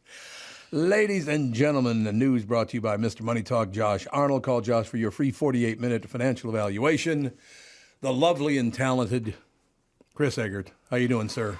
Good morning. How are you? Marvelous. Excellent reporting this morning. Or anchoring. You weren't a reporter. You're an anchor. Thank you. Yeah, I thought you were doing a good job. You don't think you did a good job? I was fairly lucid this morning. I probably did okay. Thank you. Well, I'm giving you the big compliment and you can't take it. What's wrong with you? No, because I'm a Midwesterner. We don't take compliments. We deflect. Come on. Yeah. Huron, South Dakota. Is that what it is? No, I'm not from Huron. Nobody's from Huron. I'm not from Huron. Okay, I do not claim that as my hometown. I'll tell you that right now. So what's big in the news this morning, Pally? The big game we're playing now, is it a summer cold or is it COVID? Oh, that's right. Yeah, a lot of that going on. There's another variant, surprised, and it's spreading pretty quickly. There was a paper a couple weeks ago. They're testing the duty water here in the Twin Cities area, right? So they're looking in the sewer systems to be able to monitor because they're like a couple weeks ahead of when they start seeing the cases actually show up at the doctor's offices in the hospital. And a couple weeks ago, the monitoring of the wastewater, they'd already shown that the numbers were kind of headed up a little bit. So, it's something to be careful for these days. What's interesting you bring that up because for the last about 2 weeks, I've been constantly clearing my throat and my voice is about an octave higher than it normally is. Mm-hmm. I literally, usually I talk like this, but I literally did. I don't know. I don't think it's COVID. I really don't. But a cold wouldn't have lasted that long, so I don't know what the hell it is. Yeah, I don't know. And then are we at the point in all this where we're not testing anymore? Are we still testing? I don't know. What are you supposed to do? I don't know. We're in the 1-year-old world, so we're constantly sick. And so I have that as a pass where I go. And then also we play the game is she teething or does she have every disease always? I don't know. But one of us always has diarrhea or throwing up or all this stuff. And we just kind of I forget that COVID is something we should even test for. People will be like, oh, does she have COVID? I'm like, I don't know. I'll ask her. But I'm not sure if she's been testing lately. Yeah, that's what I mean. It's kind of a weird space on that. I had a buddy whose fiance was in town a couple weeks ago, and they all got together as a family, and a whole bunch of people got sick. This family group that had gotten together, and they couldn't fly home, and they did the whole bit where they drove all the way out to Colorado because they didn't want to get on an airplane with COVID. And I was kind of geez, that's a big sacrifice. I'm I think I probably would just double masked and hopped on the plane if it was me, but I don't know. We're in a weird place with it. Yeah, we are. What are you going to do? Hey, listen, Dr. Fauci had to make money somehow. What do you expect from him? Somebody's making money. There's no doubt about about that. Right. A lot of money too. But what are you going to do? Yeah, I don't know. It's just different variants, I guess. We'll try to slog through. What do you think? Well, there's going to be a variant in our lifetimes like that. I mean, they've already. Yep. That's how it's going to go. So I get up this morning and I'm going for a walk, and just before I went for a walk, I watched your news, and after about the third case of some guy murdering someone and going to prison for the rest of his life, I just went, you know what? I got to go. Man, you had a lot of murder on the news this morning. Yeah, well, there was sentencing that happened yesterday for one of the guys involved. It was right after COVID when things started to open up again. It was the Truck Park Bar, which is right there in downtown St. Paul, just down the street from the Xcel Energy Center. Mm-hmm. And a couple guys got in like a gunfight in the bar, and like 10 people were injured, and one young woman got killed. And so they just sentenced the final guy in that yesterday. I think he got like 38 years. Yeah, he did.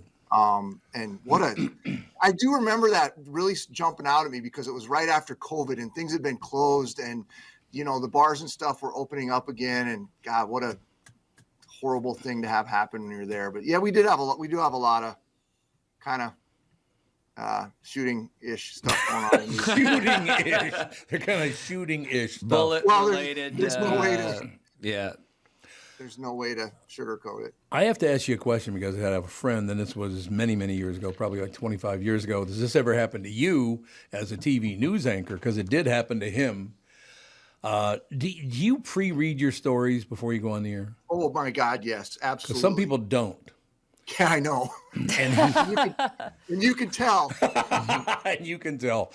He actually, after this happened, he started pre-reading all his stories, sitting at the anchor desk. He's the head anchor on the news. It's the nightly news in his town, and he's doing the report. We now go to a story about an unfortunate loss of life, blah, blah. Picture of his best friend popped up. He didn't know his best friend had been murdered. How would you handle that as a TV news anchor? I mean, that's got to be tough, man. So always pre-read your news, pal. Well, there's probably the textbook example of that when it can happen and how it can go wrong was several years ago. It was out, I think it was in the Bay Area. There was some kind of breaking news, and I can't remember what it was. Some people were involved in, it feels like it had something to do with a plane crash. It doesn't matter. The anchor who was on the desk was handed this piece of paper, like was given the script at the last second, didn't pre-read it, and they went on the air, and it was like all made up names.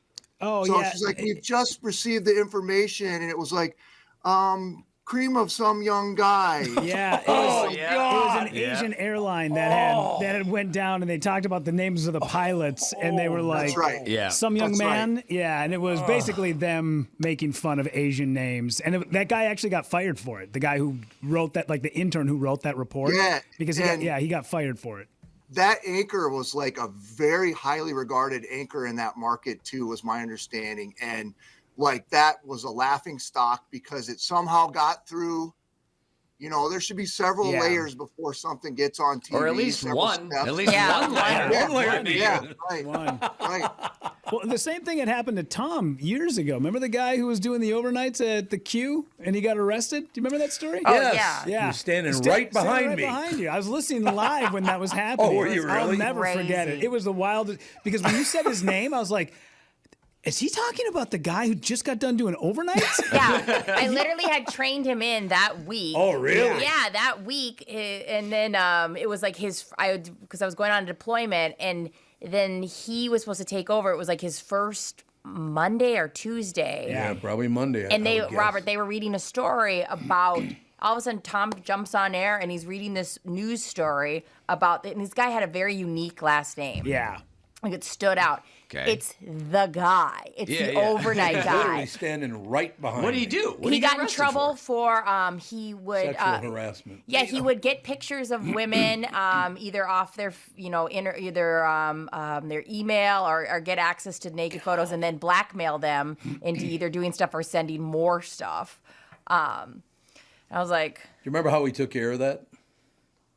what? We just got rid of his key fob? No, but I mean, you remember how we segued out of that and then off the air? What happened? No. Oh, you don't remember that? No. All I remember is you saying the name on the air, and then it got dead silent in the studio. Yeah, like we all, and I was listening from home because I was all excited. And somebody on the air goes, "Do I know that person?" And you go, Oh, you know that person.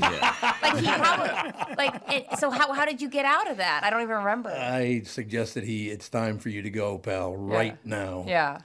I mean, why he would have stayed, I will never. If you know, because he had to know he was going to be in the news, I would assume. Yeah. I think he was, from what I understand, he was kind of sticking around and like helping out with a few things, and that's why he was still at the studio. Yeah, because he came from the other station. Yeah, but he had been he was arrested like 3 months prior. Yeah. And they were still negotiating what it was that they were going to charge him with and what he was going to plead guilty to and plead innocent to.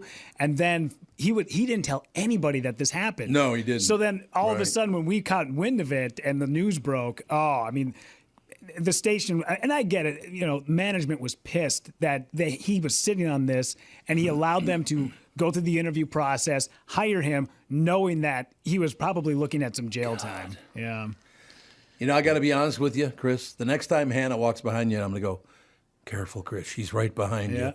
What do you think? She's actually right here. And oh, there she is. Oh, Hannah.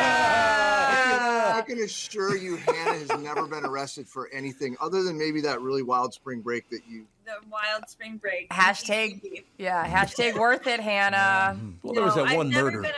I've never been arrested. I can proudly say that. There's still time. Why, is your family wired? Is that what you're saying? What? Is your family wired? Is that why you've never been arrested for all the... I'm wired right now. She's wired right now. I'm wired right now, actually. You have to tell us if you're wearing a wire, Hannah. That's part of it. Oh, okay, good. Have you guys ever been through something like that? A TV studio, I doubt it, that you've had some guy shows up for work who committed a felony and stands right behind you. Not quite like that, but she's hiding her mic. Was it Ron Majors? I'm not sure. My mic is off. I'm not sure. She took her mic Yeah, off. I probably shouldn't say anything. Was it Ginny? Did she get arrested? No, I remember something going down not that long ago, but yeah. Never mind. Listen, our industries seem to do something to attract a certain... No. On an unrelated note, KQ92 is now hiring a new That's right, exactly. Yeah. Oh, yeah. I remember when I got hired at Disney, and they were like, basically, they sat down with me, and they're like, listen, do you have any DWIs? And I was like, no, I don't. And they go, listen, it's okay if you do. We'll take anybody. It doesn't matter. Right. Just tell us. And I was like, no, it's fine. But going back to the story about having to, deliver news, the first time I was ever arrested, you can look it up. The first time I was ever arrested. I was 9 years old. 9 years old. What? Yeah, I was 9. And I'm from a small town, so obviously word spread. But it made the newspaper, and how I know it made the newspaper was I was the town paper boy. So I was delivering. You're covering up that piece of it news when you're delivering it. It was me and my buddy Nick. We got arrested, and it made the paper. And they didn't use our names because we were juveniles, but it said boys, 9 arrested for breaking and entering. And I was delivering the newspaper to people to their house. I was arrested for breaking and entering at 9 years old. I gotta be honest, so arresting a 9-year-old's a little much, don't you think? Well, I mean, when I say arrested, obviously, the cop never put us in cuffs. But good. He pulled up and he took us off our BMX bikes and he put our hands behind our backs and he walked us into the back of the squad car and then drove us home. Yeah. God, no mug shot. I'm like, no mug shot. They couldn't lower the camera enough, so they gave up. The placard I was holding up was written in crayon. Hannah, really quick, how is Brady sleeping? He's good. He slept 8 hours last Woo! night. Oh, wow. He's in this little, it's called a Merlin suit. Do Yes. You know it? Oh, yeah. They look like starfish. Marshmallow? Yes. Yeah, that was his first night. I think What he is liked that? It. It's like this padded marshmallow suit that you have to put them in, especially if they show any signs of rolling and you can't swaddle them anymore. So they look like, do you remember on The Simpsons? They look like little marshmallows. Yeah, they look like a big, marshmallow. This is your husband? Yeah, no, her baby. Just kidding. They also put I was worried.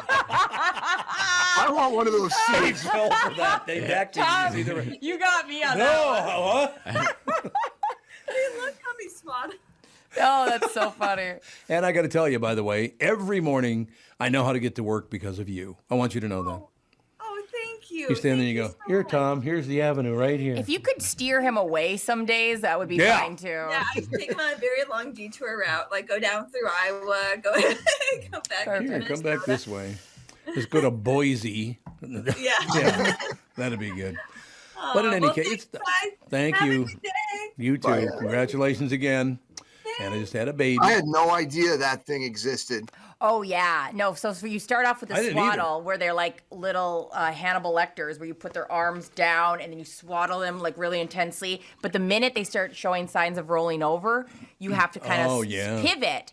But they still have these crazy hands that they'll wake themselves up by like clawing their own faces. So it's kind of like on The Simpsons when the little babies in that Maggie's in that little starfish snowsuit. It's exactly like that. Is this Merlin suit where it's padded, but their arms can still kind of move. The Senate Democrats also put Dianne Feinstein on one of those too. I did. I saw that one. Every night. Yeah. She dn't know she was in there, but Doesn't claw her own face. I got to ask you a question that you brought that up. Thank you very much. So there is a balance in the universe because you got Diane and then you got Mitch McConnell. Yep. And they both went into what? It's like, God. One from both parties. Yeah. One Good whose move. body is completely breaking down. The other's like mentally short-circuiting and stuff. And then, it's a crazy, crazy place. It is. Yeah, there's an Onion headline last week that said, family torn between putting dad in hospice or the Senate. Yeah. There you go. Okay, that's funny. There you go. Yeah, I mean, honest to God, what was she voting on again? And they kept going, Dan, so this is the part where you have to vote. Yeah. She had no idea what the hell she was supposed to do. Yeah, there was something about I don't know what that particular issue was, but I know the big concern was just judges because they need every single vote in the Senate to approve because that's something they can do, and that's something you make a difference is getting your judges all over the country. But they needed because then Fetterman was somewhere he had like depression or something and was being treated, so he was out. So they needed Feinstein, who was nowhere.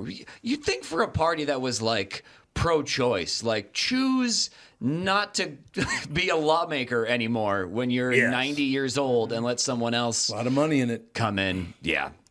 Now, McConnell, what happens to you when you just all of a sudden stare straight ahead and don't move? Or gaslighting everybody. They're like, he's fine. He's clearly not. What do you mean? That's not. And it's not even like a partisan thing. Like, just get him out of there. You can't tell me you can't find another conservative in the entire state of Kentucky that... They got some. Yeah. In Kentucky. They do. A couple. I just don't understand. It's like, it's time to go. It's just wild. That person's making decisions Exactly. for all of us, and I wouldn't trust him with an iPhone. It's almost freaky when you watch like the black and white. Like we were talking about, like Kennedy and stuff, where it's like the 60s, and you see all these young. I mean, obviously you would want like women and minorities there too, but just seeing like young, vibrant like lawmakers, and you're like, oh man, that's impressive. Well, I guess in the House you have a lot of that. You have a lot of young lawmakers there, true. but the Senate is just dinosaur central for the most part. That's a big job, man. That job pays very, very well, and they never want to give up that power. And there's the prestige. It's every 6 years. It's you look at the House like there's just a bunch of riffraff, you know? It's true. Well, like Chris Egert, riffraff. There's no question about it. But I think I'm going to run for Senate. Yeah. Ask not what your country can do for Dean you. Phillips is going to run for president. I'm running for Senate. Why the hell not? I haven't seen Dean since he did the podcast. He came in and asked me to endorse him in the podcast, and I haven't talked to him since. You think guys would be smart enough that if you came all the way to ask me for my endorsement, that once you got elected, you might want to call me and go, hey, thanks. Yeah, Are they that stupid? Yeah, I think they are. They gotta be. I mean, if he's actually considering this, he's for sure stupid. I mean, the smart play is just like, okay, let this play out, because there's eventually there. I mean, Biden is he's term limited by life. I mean, even if he wanted to be like, I'll stay in here till I die, you're like, okay, so 3 more years. Like, there's still It's 3 not more any- years. Yeah, 3 more yeah. years. I have a sorry. joke in my act where I talk about how he'll be the first president we've ever had that'll be assassinated by a breeze. Just, that's kind of, and I feel for a Secret Service. Like, what do you jump in front of the weather or a calendar? Right? Like, there's nothing to. But yeah, so then I think that's a smart play. Is you let 2024 play out, and then you run again after that in whatever capacity that is, because I don't think Kamala's got a lock on the nomination, and I mean maybe Gavin Newsom, but then it's going to be the free for all you want. But the worst thing you can do, at least within your own party, is be the spoiler, to be the Ted Kennedy or Ronald Reagan with Gerald Ford, where you just tank your own guy. Yeah. Yep. I just really wish I had somebody to vote for. I still cannot. I look at all these people and go, who the hell am I going to vote for? Well, Chris Egert. Yeah, that's right. I'll vote for Chris. Oh, Chris has got to go, by the way. Senate. I'm running for Senate. Well, also, yeah, but for Senate, you could probably keep your job because it's not like they work that much either, so we'd still have you here. Hold on, I got to go do the podcast. I need to. I think that'd be fine. Well, but like getting to your point, though, it's funny, too. You're like, I wish I had someone to vote for. You're like, okay, well, let's see who the other people are that are running. And you're like, okay, I guess there's a reason it's these two still, right? I guess there's nobody. I got nobody on either party. It's like, this is it. This is the best. I mean, that's just the nature of politics, though. Yeah, anyways, it brings out the power hungry, the craven. I think Dave Mordell had a line or something where it should just be like the person that you have to drag in there kicking and screaming, like who doesn't Colin want the Powell job or whoever. Yeah, exactly. Yeah, good idea. I wonder how he's doing. You talked to him? I not too long ago. I got to shoot him a message. Him and I got to hang out. You know Colin Powell? Wow, that's amazing. She killed him. Well, I don't know if that message is going to be received anytime I call him soon. P-Dog, so yeah. All right. Bye, Chris. Bye, Chrissy. Bye, guys. Have a good day. Thanks a lot. Ladies and gentlemen, news brought to you by Mr. Money Talk Josh Arnold. Call Josh for your free 48-minute financial interview, your evaluation, I guess they would call it. But yeah, we love having Chris Egert on. He's been around forever, and it's how it should be. Don't you think? Love Chris Egert. How you doing on time, Pally? I got all the time in the world. We're having a Stick ball with around, you in yeah. here. You are. You're a good guy to hang out with. Thank you. God, I hate being nice to people. It makes me really uncomfortable. Do you want me to, during the commercial break, should I be mean to him so he gets both sides? Yeah, there you Good go. host, bad host. Yeah, Listen, you piece of shit. You're like, oh my Get it God. together, Oh, Robert. we've worked with people like that. I will tell you that. You might like him, but it's like, oh, God. Okay, there, Hoppy. Anyway, we'll be right back right after this. Tom Barnard here for Power Lodge and Miller Marine. Attention all power sports enthusiasts. This August, we invite you to celebrate with Power Lodge as they hit a major milestone. 25 years of bringing action and excitement to Minnesota as your go-to destination for all things marine and power sports. To say thank you, each of their locations will host a local Community Appreciation Day. Join Power Lodge in Brainerd, Ramsey, Onamia, or St. Cloud as they roll out the red carpet with delicious food, amazing prizes, fantastic giveaways, and unbeatable special pricing. As the grand prizes, they'll be raffling off a variety of Polaris ATVs and snowmobiles. Check out powerlodge.com for event dates near you this Saturday. That would be August 12th. Join Hubbard in Ramsey at Power Lodge from noon to 2 with Tom Barnard and SKOR North swag. Plus, someone who registers to win on Saturday will score a pair of Gophers Cornhuskers home opener football tickets. That's on August 31st, of course, which is not that far away anymore. Lower level seats on the 50-yard line, too, by the way. They're great seats. Follow Power Lodge on social media as they unveil 25 days of deals on the latest off-road and on-road vehicles, boats, and supplies from the top brands in power sports. That's right, 25 days of back-to-back incredible offers. You won't want to miss this. Mark your calendar for this Saturday. Get in on the action during the 25th anniversary Power Lodge where throttle therapy begins. The new Tom Barnard Morning Show is proud to have partners like Bradshaw & Bryant, MyPillow, and North American Banking Company founder, chairman, and president, Mike Bilski. I've advertised on Tom's show for years, and the reason is simple. My business is recognized because of the ads, and that recognition has created growth. What business doesn't want to grow?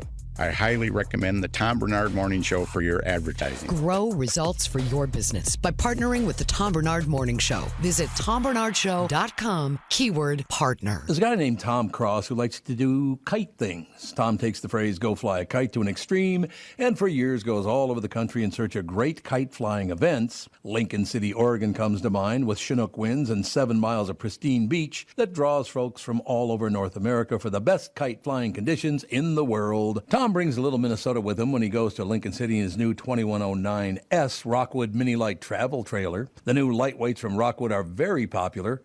Tom hauls his trailer from Niemeyer Trailer Sales in Albertville and Elko New Market, Minnesota. Niemeyer Trailer Sales is the only place Tom would prepare his next kite flight. Solar panels, exterior griddle, air conditioning are just a few of the standard features in his Rockwood by Forest River, from the place that is your ultimate RV headquarters since 1965. This is Tom Barnard. Visit my friends at Niemeyer Trailer Sales and take your passion on the road. Niemeyer Trailer Sales. Go to NIEMEYERS.com. Niemeyer Trailer Sales. Tom Barnard Morning Show here. I was talking to Robert about his shows, Rudy, and maybe you'll relate to this too. Robert, you live around the cities here, right? Yes. And so you have family members that still attend your shows when you're here? Well, I'm at ACME around once a year, and so that's usually the one that they'll go to, because there's several to choose from. There's a lot of great comedy places in the Twin Cities. There's a great scene. What kind of friendships do you have? Are they the type that's call in and say, comp these tickets, or will they just buy it on their own and surprise you? Both. There's definitely both, which is nice, because then I can use the comp thing for another favor or something too. Or like they'll go out of their way to really help me. And they're like, oh yeah, if you could just give me a ticket or something. Like, done. Absolutely. Yeah, you move that bureau in here. Yes, I can get you one ticket, but only one. 1,000% to my agree with show. that. You guys are wheeling and dealing with your your comps. Mm-hmm. That's funny. When we were just talking about Dave Mordahl, he had a show that he randomly did. What was the name of the place over by Lilydale? Joke Joint. Thank you. And I was all excited. So I was on the morning show with him, and he was like, yeah, I'm just doing a run of like 5 shows. So I was like, oh, I'd love to go. So I just jumped on there without talking to him. And I was like, VIP tickets are $2 extra. Sure, I never VIP anything. Did not think that I would be 1 inch from the stage with somebody I know. It was I felt the whole time I felt like a stage mom, just like, like I was worst experience of my life. And I even talked to Rudy. I'm like, if I go to a show, like, do you want me to tell you? Do you want me to not tell you? Where he's like, as long as you just sit in the back. And I was like, done. Mm-hmm. Now, who was it? Mordahl, when I went to his show, and I was like an inch from the stage, and I was just the whole time, you're doing great. Yes, this is me. Like I couldn't. I felt like I had to just completely be this big time cheerleader because I knew him and how awkward. Well, you have a hard time shutting up, too. This is true. I mean, that's the other part, let's be honest. I would never talk during a comedy show. You liar. Oh. I could see you doing it in a minute. I would. Well, that joke was okay, I guess. I take notes and then give them after. There you go. No, yes. Really, really nice. Ladies and gentlemen, congratulations to Darren Cotton. He won tickets to Pink and Pat Benatar tomorrow night at Target Field, courtesy of Killebrew Old Fashioned Root Beer. Darren Cotton, you're going to have a good time. First of all, Target Field, hell of a concert. Yeah, and is that the one he won through our app? Yep. I'm not telling you anything. Yeah, I think you actually, so if He you did, listen via our app, Yep, if he you listen did, for an absolutely. hour a day, you get automatically registered for these tickets. So Yeah, we're going to do a lot of giveaways like that and all that. That's a good thing. my mom's pissed. Why? Because Beverly can't win, and she listens 3 hours a day at Why least. can't she win? Because she's related to me. It's another thing. What's her last name? Stoffels. Okay, well, nobody would know. Yeah, well, they know. They're not going to remember. Unfortunately, the company, I think they know. But yeah, she's like, I put in the hours. I listen to you every day. I know a guy could probably get her some tickets if she wanted some. All right, I'll work on it. Okay. We'll see if Just she's find out earned what it. she wants. Yeah, all right. You're We can very get her sweet. tickets. Not a problem. He's not going to hear "Hit Me with Your Best Shot" live, though. I saw Pat's no longer. Too many people have been shot to death in this country. Or She's like, hit. Really? Yeah. She won't do that. She won't do "Hit Me with Your Best Shot" because that's. I'm not her agent. I'm just saying that's she stopped doing that song. I would assume she's talking about a verbal shot. I never thought there would be a shot. I thought it was just Shoot like your shot. Wasn't it just like, okay, try picking me up, like hit me with your best Yeah, shot. shoot your shot. Yeah. I think it's clearly not about guns, God, we're but getting too that was touchy here. I would be pissed if I was going to that show and knowing that like one of her like most famous Hit me song. with a pillow. Yeah, I great, mean, great also, song. just based on the demographics of who's doing mass shootings, I doubt Pat Benatar is the artist that they're... It's going to change the tide. You know, there's You no might be socially right. awkward 19-year-old boy listening to Shadows of the Night or something and like, oh, man, writing out his... kill list, yeah. An acquaintance of mine was the music director for the Twins, and would in between when the walk-up songs and in between innings, and how he got fired. No joke. They had a memorial for an officer who was shot in the line of duty. And after they had this, at home plate, they had the roses out there, the family, everybody's crying. The second it's done and people are clapping, like, thank you for your service, and the American flag is waving, Dan decides to play Pat Benatar's "Hit Me With Your Best Shot." Why would you do? Why would you do that? And his boss came running down the hallway and he's like, "Turn that song off." He's like, "What are you talking about?" He's like, "Turn it off." And he's like, "Oh, okay." And he switched the song quick and he's like, "What are you doing?" Never put two and two together. I get that. But at the end of the season, they're like, "We're going to let you go." And he goes, "Was it the Pat Benatar thing?" And they're like, "It was totally the Pat Benatar thing." Yeah. Sometimes when you're just in it, you're so in it, like your job, you don't even realize those things. I would never do something. I know like you that. wouldn't. No way. You were thoughtful to a point where I go, nobody else is thinking that. You'll go, "Oh, I said this or did that," and I go, nobody else is aware of that. Like, let Maybe. it go. You're very thoughtful in that way. I'm the one left. Is that what you're saying? Yeah, you're the one left. Thoughtful person in the world. Oh my God. Yeah. Well, how do you make a decision? But hit me with your best shot after that. Well, there's a reason why he only spent one season as the Minnesota Twins music director. Well. He was not good with decisions. I guess not. Yeah. I guess not. Although you'd think he'd still be with the Twins, because I feel like that ensures job security Yeah, over they there love is not ineptitude. making good decisions. Yeah. And yeah, let's hang on to Joey Gallo. He's in line. Oh, a Joey Gallo shot. That's because of your wife, isn't it? Huh? It's because of your wife, because Yeah, she's Italian. she's Italian. Yeah, there's only ever been two good Italians. One's my wife, and the other's Gary Gaetti, and that's it. I love Gaetti. Those are the only two. Gaetti's a really good friend of mine. I love that man. But you know that nobody, because I made a couple of comments during Twins game, like, I wonder if he's going to kill anybody. Like, what? Yeah. Joey Gallo. What do you mean? I said, Joey Gallo, killing people. I don't know what you're talking about. Like, Joey Gallo is one of the most famous mobsters of all time. That's so weird that nobody knows that. Yeah, or just the fact that, Gallo sounds Italian, and Italians... that's enough. Yeah, that's exactly. It's so funny because I feel like there's layers, because I kept going, like, when you would say that, I would think, like, Gallo's humor. Like, the Gallows. Gallows humor. That's So- another there's good a one. number. I feel like it's layered. It's hitting all of us. It's all laid. There's Gallo wine, of course. Maybe that's why he's still in the team, is he's got some dirt on Rocco. Mm. Rocco would be Oh, like, well, let me you tell you know. a thing, Rocco. Be a shame if these photos got out of you with some of these boys that were the Twins. Like, oh, crap. All right, he's still on the You're team. in. I Yeah. don't know if you guys would remember this, and maybe you never even heard the name, but every time I hear Rocco Baldelli's name, I hear in my head, Rocco Altobelli. Do you remember that? No. Oh, he was a hairstylist.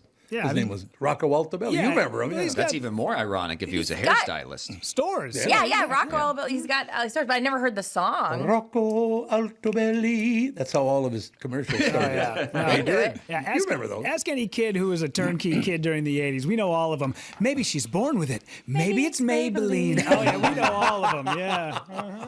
There you have it. Yeah. All right, so what else is going on in the news? Anything good? Let's see. In the news, I was just looking at something. You'll like this. Zoom orders workers back to the office. Oh, I saw that, yeah. The firm said it believed that a structured hybrid approach is the most effective with people living within 50 miles of the office, and people are kind of attacking the company because it's built on Zooming. We've been Zooming for the last 3 years. So they're tough titty, go to work. do you feel that way? Where, like, if somebody told you you'd have to come in, how would you respond to that? Did I have to come in? To the office. Well, let's see. I didn't do the show from KQ for 25 years and then asked if I could come in. How do you think I felt? I don't think it went well. As somebody It who's did been not. on those calls, I don't But you have to understand something. After not being around radio people for 25 years, to have to be around them, no way. You're a trendsetter in a way that, I mean... Ooh, a trendsetter. Because you started working from home from the first person I'd ever known that was Yeah. working from home, working remotely, where I was like shocked. Everyone was always, that was the big thing. We'd give tours of the studio and they go, I heard Tom doesn't even do this show from this station anymore. Right. And I'd had this line, I'd say, oh yeah, it's a give and take. Sometimes he comes in, sometimes he doesn't. Oh. He never came in. But I always had to play the like light and fluffy. Oh yeah, sometimes he does do it from home. I kind of forgot. Like, you know what's really weird about that, Robert? And I'm telling you, you used to have to walk through a door into a room, go around the little table sitting there and open that door, and that's where the studio. I even hid the studio in my own house. Yeah. It's like, don't come in here. And I always thought, okay, it was so glamorous. So I used to work the overnight and get Tom's, line all ready, and we'd talk real quick. When you say get his line ready, are we talking? Cocaine. Okay, I just want to make sure we're on the same page. I was worried For an it's gonna be like- that's definitely, yeah. Get his line ready. I just finished mine. But that's a moderation because his line's right. Like I'm not doing a lot of just one line. I'm getting older. I just need the fact that it's not plural is pretty impressive. Mm-hmm. But I would be hearing these beautiful, majestic birds, and I'd go, God, it must be beautiful where you're at. And I message him. I go, hey, one day I finally got the courage to be like, hey, Tom, what kind of birds are outside your window? And he goes, oh no, I'm playing Tiger Woods golf. It's just. That's very true. Yeah, there were no windows in that studio. No, but like I had the image of these like just beautiful macaws sitting near you. Well, they were, and Tiger was hitting right down the middle. You're right down the middle. Ladies and gentlemen, the lovely and talented Judd Zulgad joins us. How you doing, sir? One line, huh? One line. Hey, you got a line for me?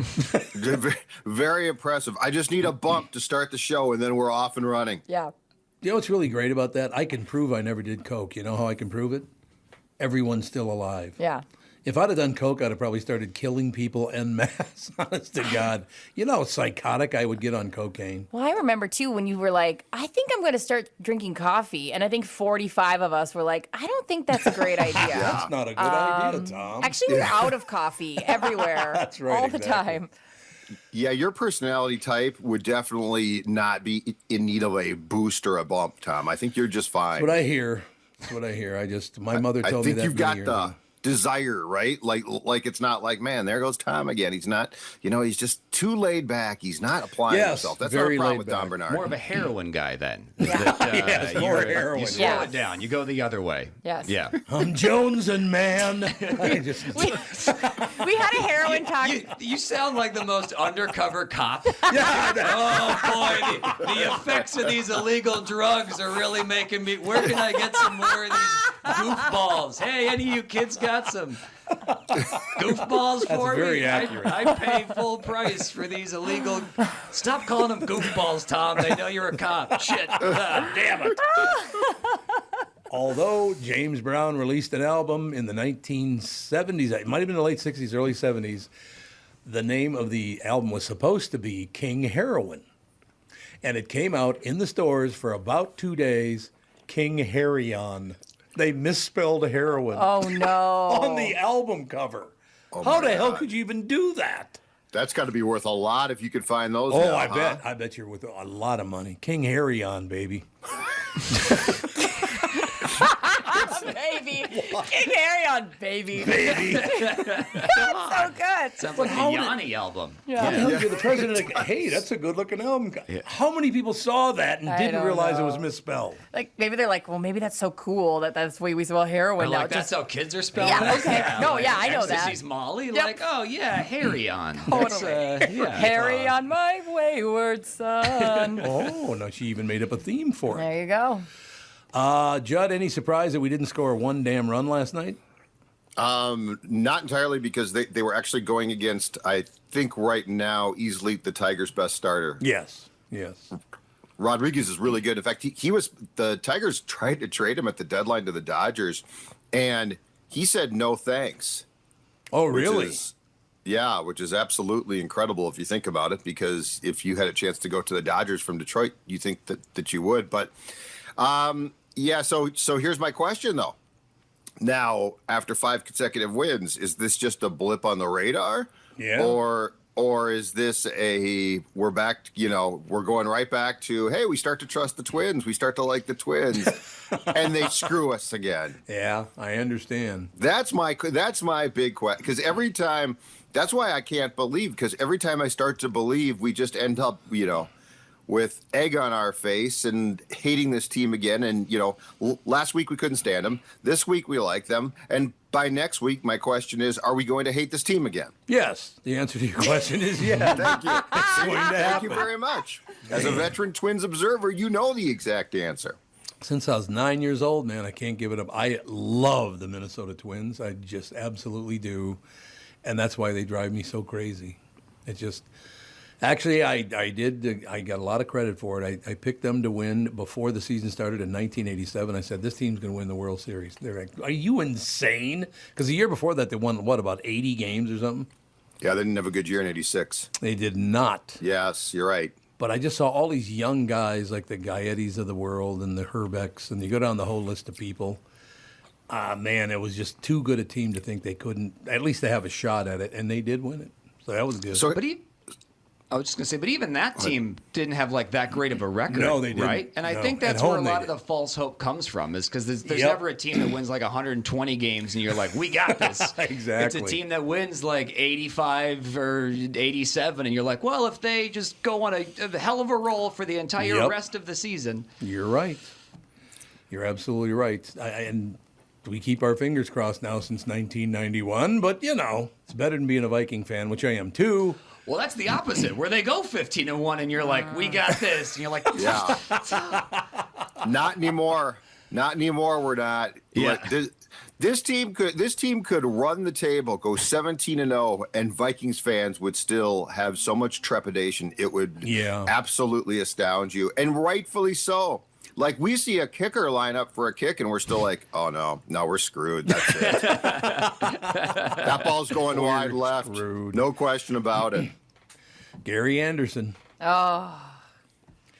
What are you going to do? Only kick he missed all year. Yeah. That was unbelievable. Missed one kick.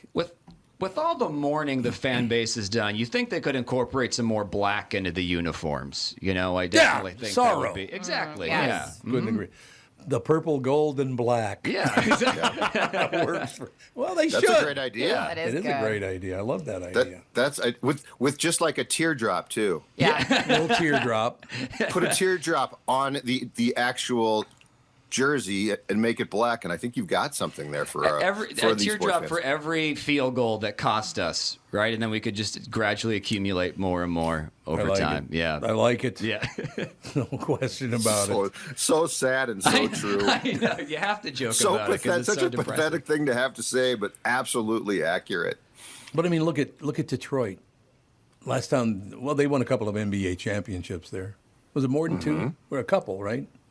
I think they won two. I think the Pistons before the Bulls got great with Jordan. I think they won 2 championships. God, that was amazing. And what the hell was their center's name again? Bill Laimbeer. Laimbeer. There you go. Just a goon. He was unbelievable. He was a goon. I was talking last week about the fact that I went and played in this charity golf tournament, right? So I'm at my locker and I look over and Laimbeer's shoes were on the floor next to me. So I took one of them, went out on a boat and just kind of. I literally could have sat in the shoe and floated across the ocean. Dang. His shoes, I am not bullshitting you, were like this big.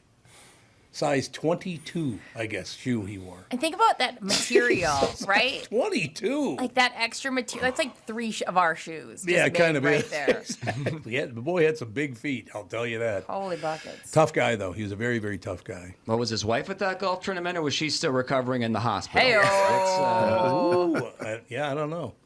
I was waiting for someone to bring that up. That size of shoe. Yeah.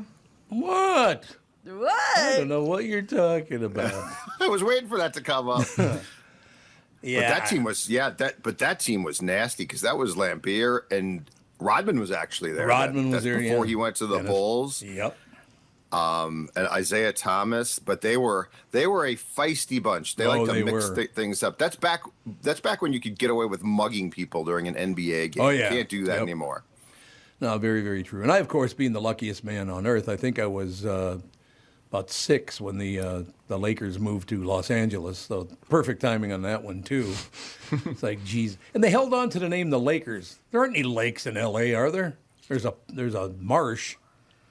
What is that thing called? The bog, or what the hell ever that thing is? The La Brea Tar Pits? La Brea Tar Pits, there you go. And any lake in L.A., who the hell would swim in that? I would not. The Lakers. But the worst is still the worst of all time. That was really, really bad. But the worst was in the 70s, I think it was, when the aptly named New Orleans Jazz, just a great name, right? Yep. Moved to Utah. The Utah Jazz, baby. The Mormon capital of the world. Utah Jazz, baby. What a horrible name for a team. The Utah Jazz. Yeah, no problem. I don't know, nothing says jazz more than a state filled with white people with no rhythm. You're absolutely right. Yep. Yeah. I don't think there's any question about it. Nice Where outfit, jazz has never been played, ever. Actually outlawed, fun fact. Probably true. How did Utah ever end up with an NBA team anyway? Salt Lake City. I don't know. Why would you at that move time? there? I imagine the owner must have some sort of ties to go back. Probably. There's got to be a money thing with it, because that's what they did with Seattle too, where they're like, "We'll never move the team. Don't worry about it." And then that dude was like, "Well, actually, Oklahoma City, I got a couple of buddies down there that got some big pockets." So Salt Lake City does have a moving 'em out. lot of cash Yeah, and true. people ready to spend. Is that a And how rabid does that fan work, base? Do too, they though? have diehard fans that go to jazz I don't games? I see mean, when they that. were good with Malone, I suppose, but yeah. like through thick and thin. I mean, is it? It's a big joke there about, like, the Real Housewives will talk about, I sat courtside at Jazz, and they're like, so? Yeah. So did I. Like, the other everybody day I was walking down the street and somebody offered me to, it's not a big whoop to go to a I game. would imagine that's probably true. I don't know. I've been in the Salt Lake City airport, but I've never been in the town. Is it an okay town? I've never been. I do have friends of mine that go through it every now and again and say, if you get within the population that's not Mormon, they're fun people. Oh, are they? Yeah, but for the most part, it's just Not it's the Mormons? It's a lot of, everywhere you go, it's just so geared to that entire population of Mormonism, And what's their deal? I don't even know I'm not a very religious guy. A lot of people know like everything about every religion. Mm-hmm. What is their deal? What do they believe now again? That some guy, Joseph Smith, the golden plates. Yep. So what was that all about? You're all getting to heaven? Is that it? I don't know all the details, but Brittany and I brought this up the other week, that there's an episode of South Park that basically, in a nutshell, they sum it up what Mormon, and it is it spot really on. good? I It's bet. very good, because they keep explaining it, and as they're explaining it, they kind of break the fourth wall and go, this is actually what they believe. Like, I know it sounds like we made this up, but this really is what Mormons believe. If I remember correctly, I don't think black people could get into Mormon heaven until like the 1970s. Because that's when I believe that's when around the time they got the acknowledged as a religion by the government and stuff. Oh, the government's really? like, well, you have to let. It's just something's like, you need to let black people into your heaven. Yeah. Mormons. Stop. And then it was like, hold on, I'm having a revelation. Hold on a second. That's Wait, weird. you know what? It's okay now. It's black people can come into Mormon heaven. That's a really great coincidence. It worked out like that. It really is. There's Yeah. no question about it. Yeah, I don't know anything about all the. I guess I know most about Catholicism and Judaism. Those are the two I know the most about. The rest of them I have no idea what the hell is going on. Yeah. I have no clue. Yeah, I mean, do you run into a lot of Mormons? I don't think you Not need around to here. understand. Yeah, it's. Are there any Mormons? I got to be some Mormons. Well, maybe not. Do they all like to live together and No, cloister? we have Mormons in our neighborhood. And Oh, do you? They're lovely.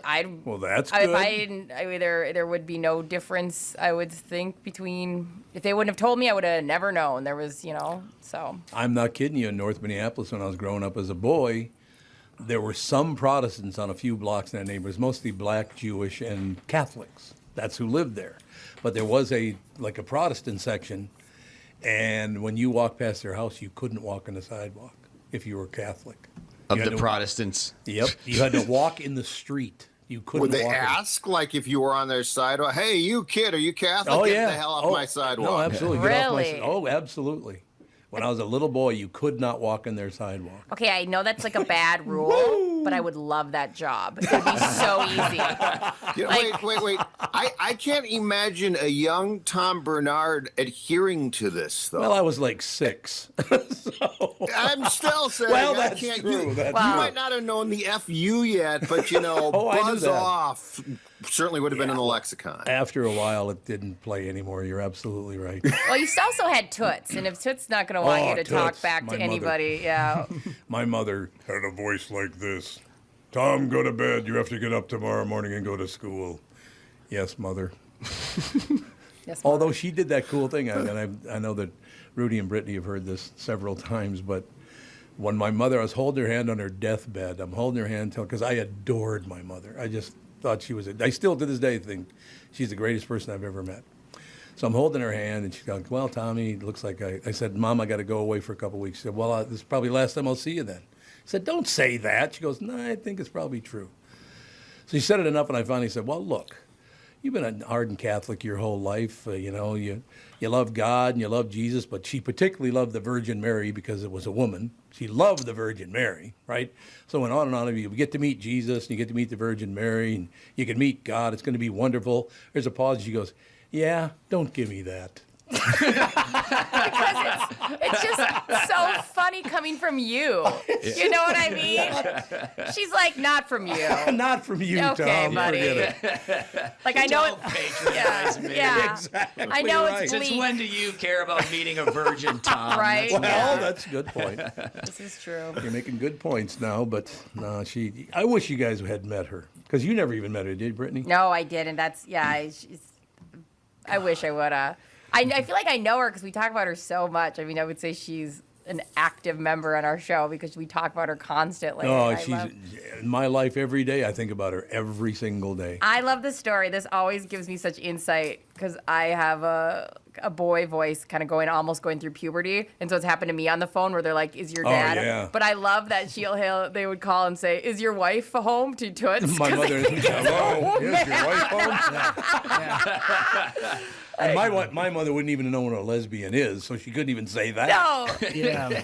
Oh, no, Tevin's here. I mean, oh, great, Tevin's here. Real quick, before we bring Tevin in, we got to go to break, but I'd love to come back. And then I found that little snippet of South Park explaining Mormonism. Oh, I'd love to hear that. I'd love to play it for you after the break, if that's okay. Right. We will be right back with that.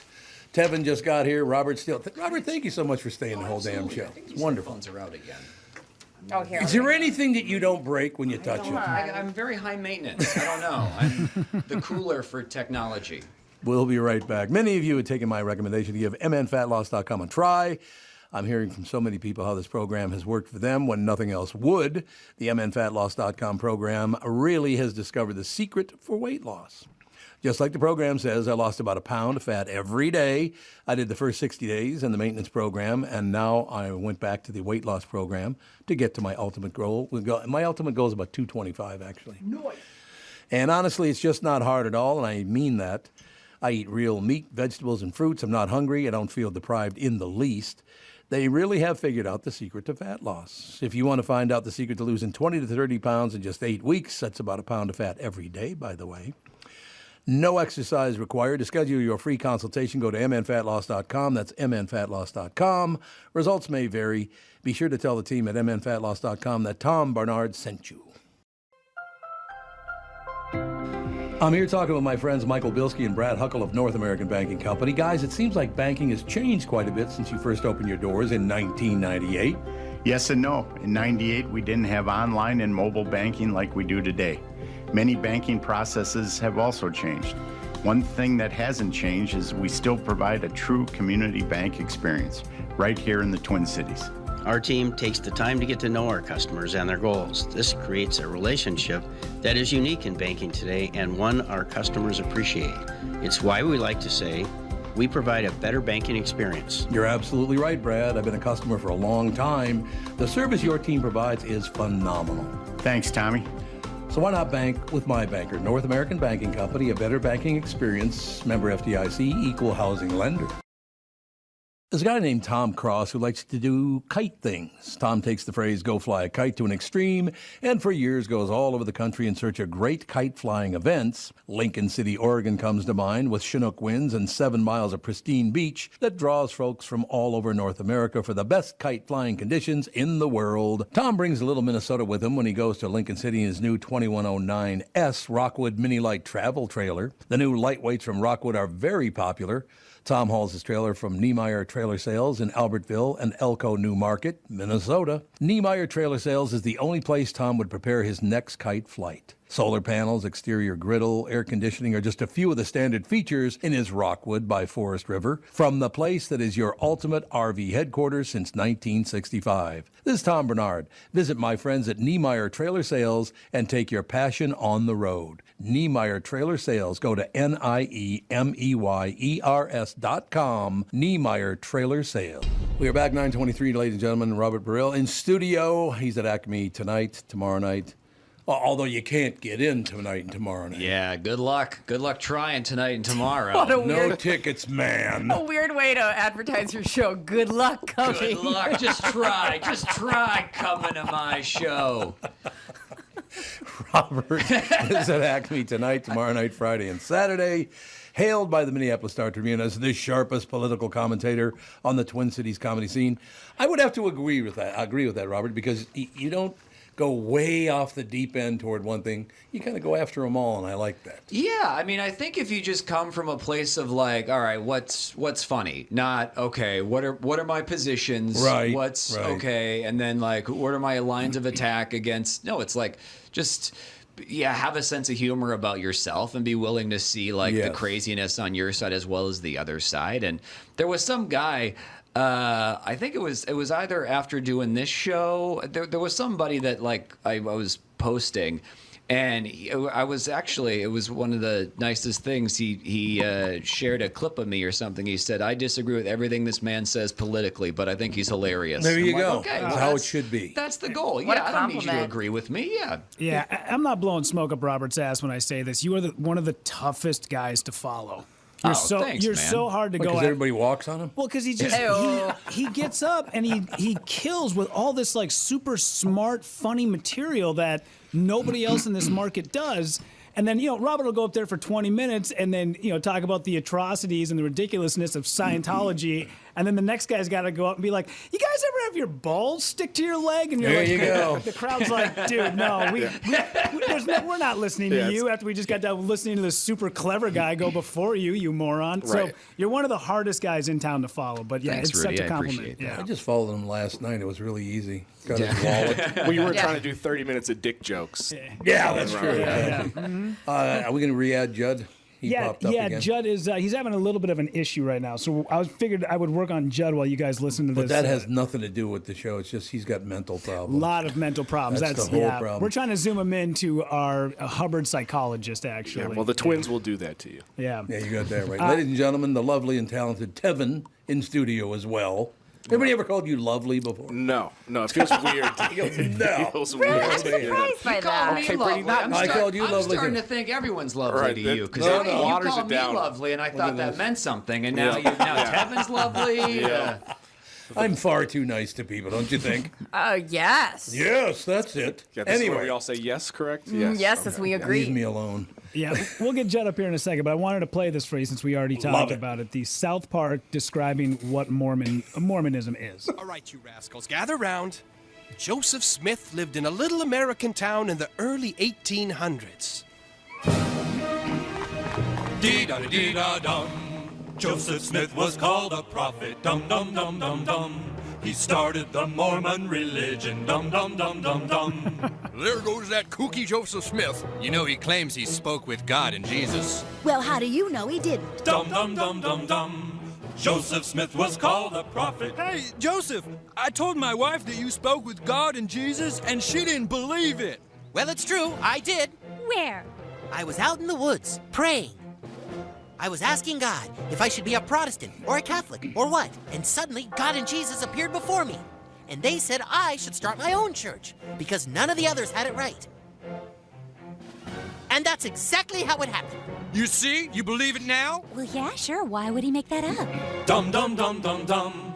Many people believe Joseph. Dum-dum-dum-dum-dum. And that night he saw an angel. Dum-dum-dum-dum-dum.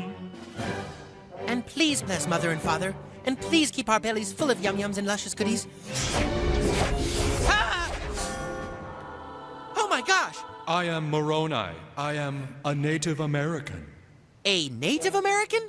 But your skin is white. Yes, long ago all Native Americans were white. We all came to America from Jerusalem, and while we were here, we were visited by Christ.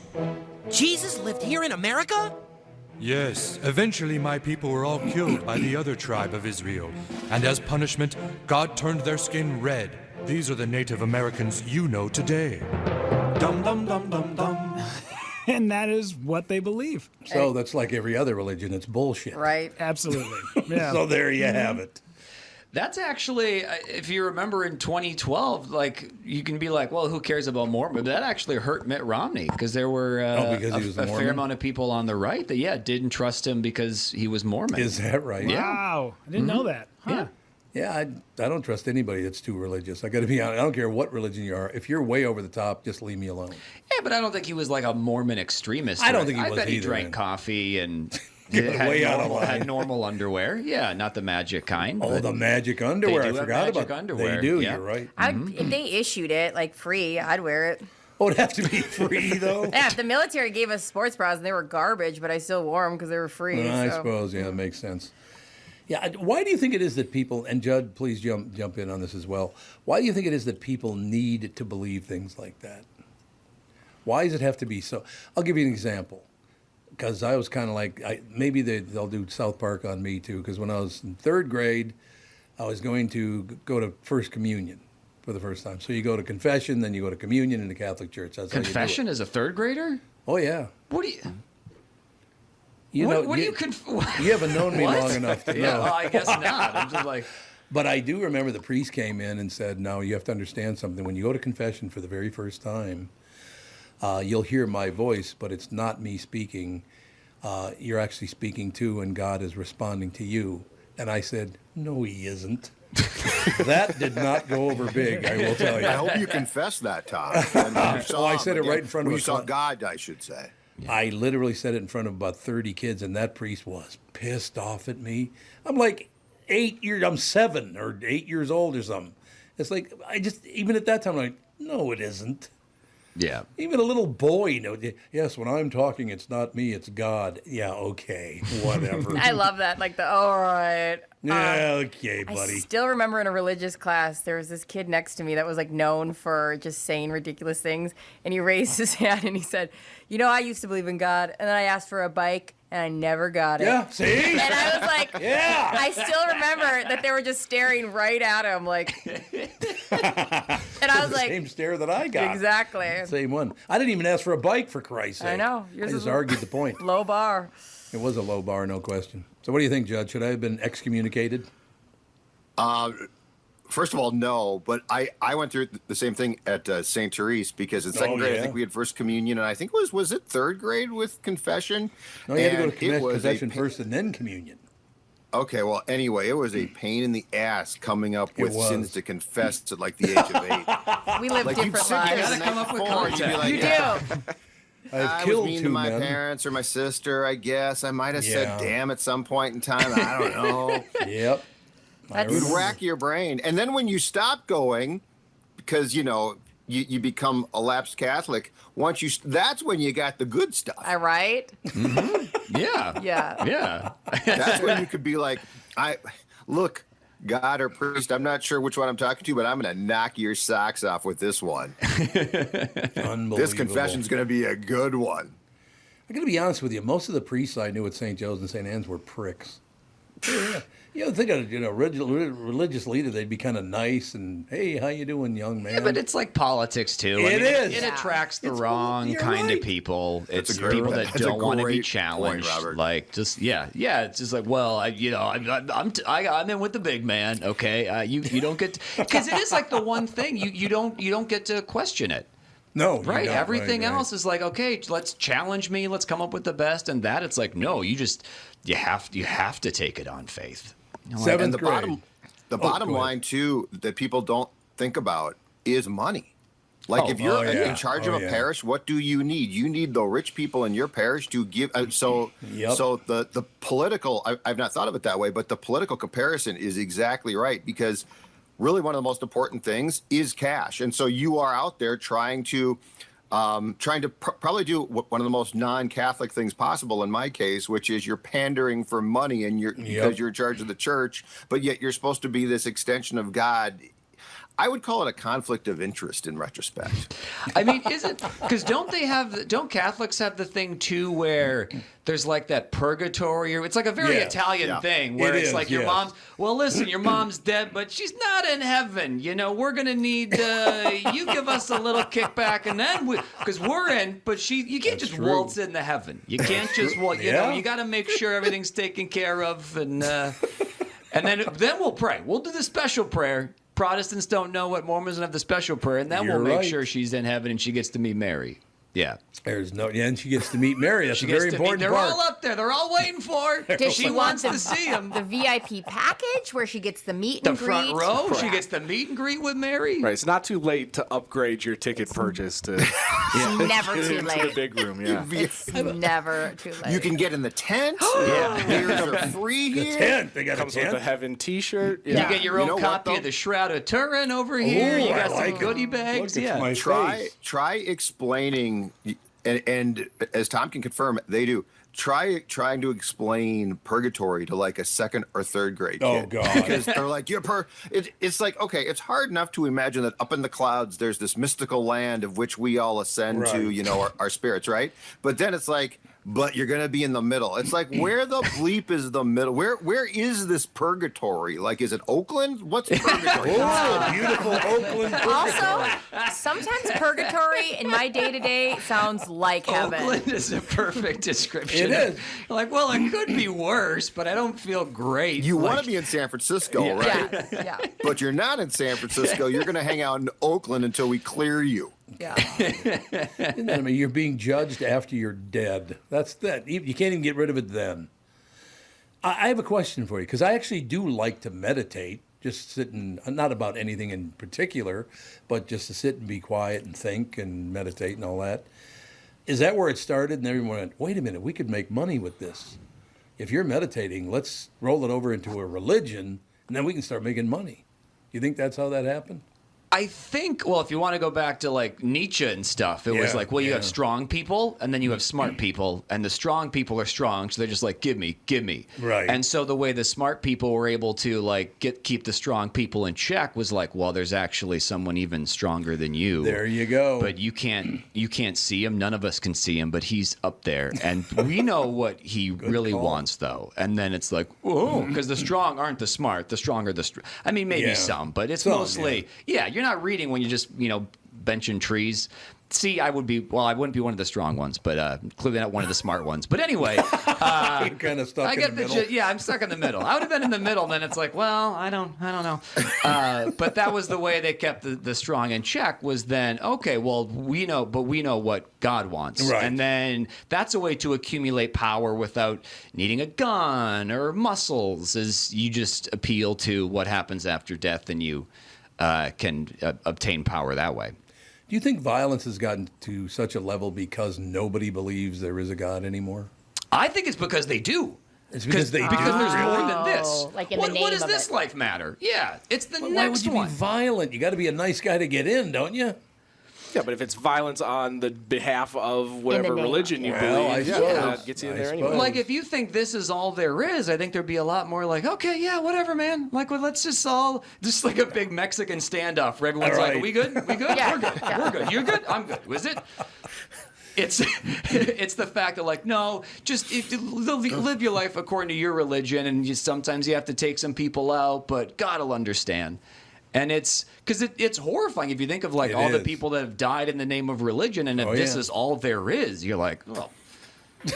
Yeah, I always like the prison shows where like there's the guy who's the gangbanger who's in prison, but he's got the Jesus tattoo on his chest. And he's like, God put me here for a reason. I'm like, you knocked over a 7-Eleven and killed the clerk. Like, why were you that religious, my man? But it gets back to the not being challenged, because it's also the fastest way. And you see a lot of charlatans in other areas where once they go into religion, it's like, oh, they just have to believe me. All right, cool. Yeah. You go from being murderer to man of God like that. Like, well, don't question me. I talk to. Do you believe in God? Because God wants this to happen. So why would you question it? Yeah. For a short time, I was a member of the Church of Lebowski. Somebody had just created a church about the the Big Lebowski, and I was like, all right, I'm in. If you can join any church you want, that would be the one where you just wear a bathrobe all day and drink White Russians. Yeah. There you go. But watch out; those calories will sneak up on you. They will. Yeah.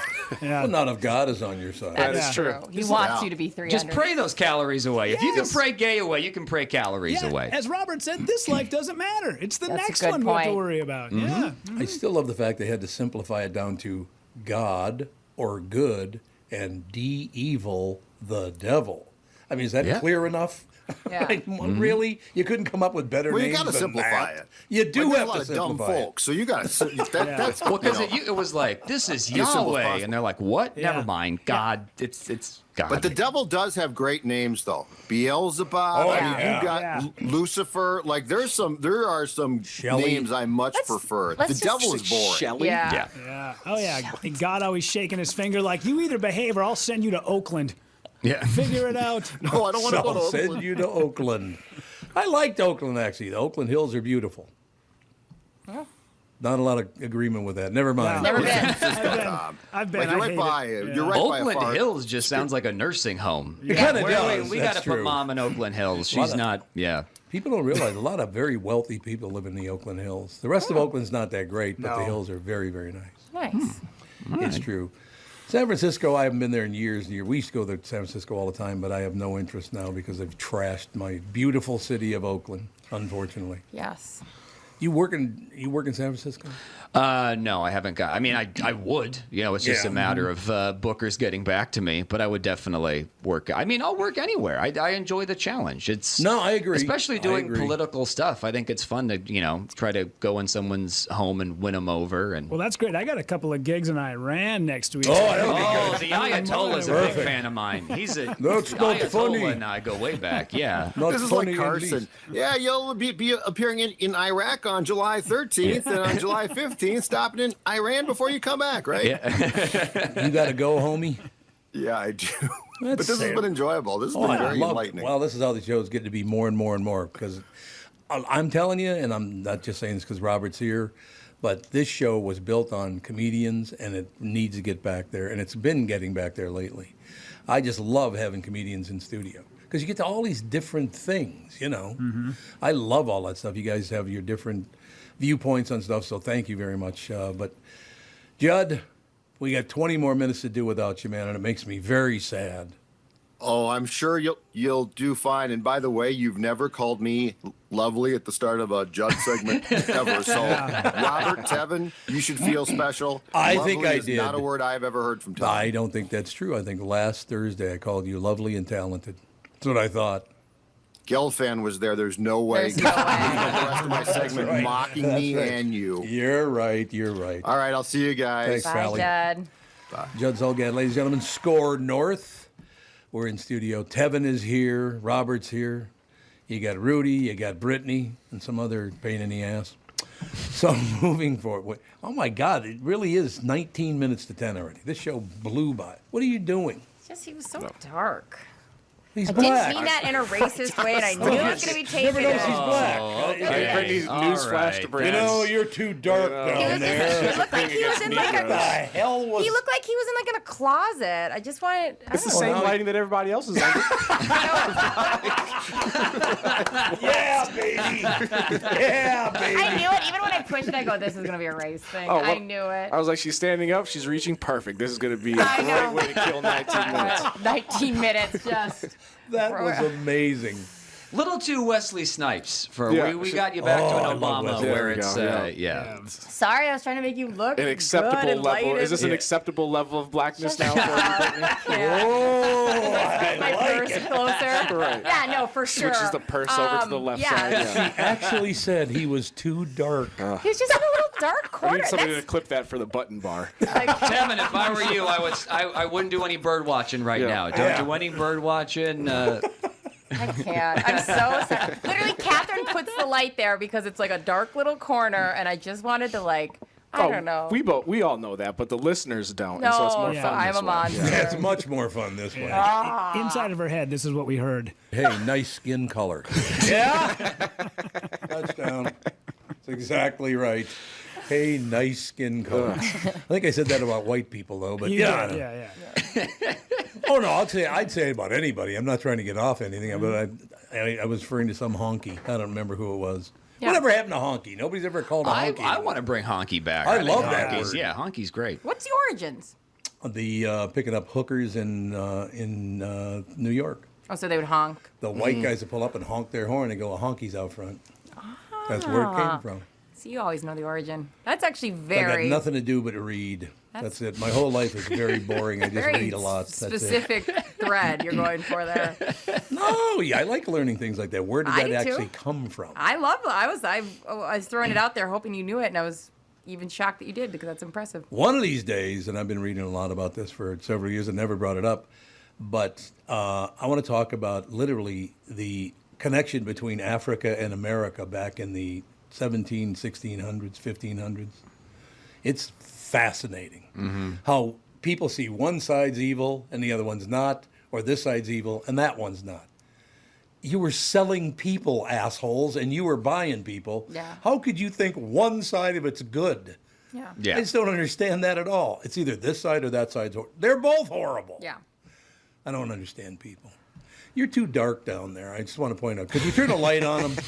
I hate you guys. I try to be nice, Robert, and this is what it gets me. I try to be nice by lighting up Tevin. I regret. It all worked. You don't regret it. No, I don't regret it. I didn't think you did. No question about it. No, this is one of the reasons I still love to do this show, because most people wouldn't have the balls to have this conversation. You're one crazy honky. No, crazy honky mofo. There's no question.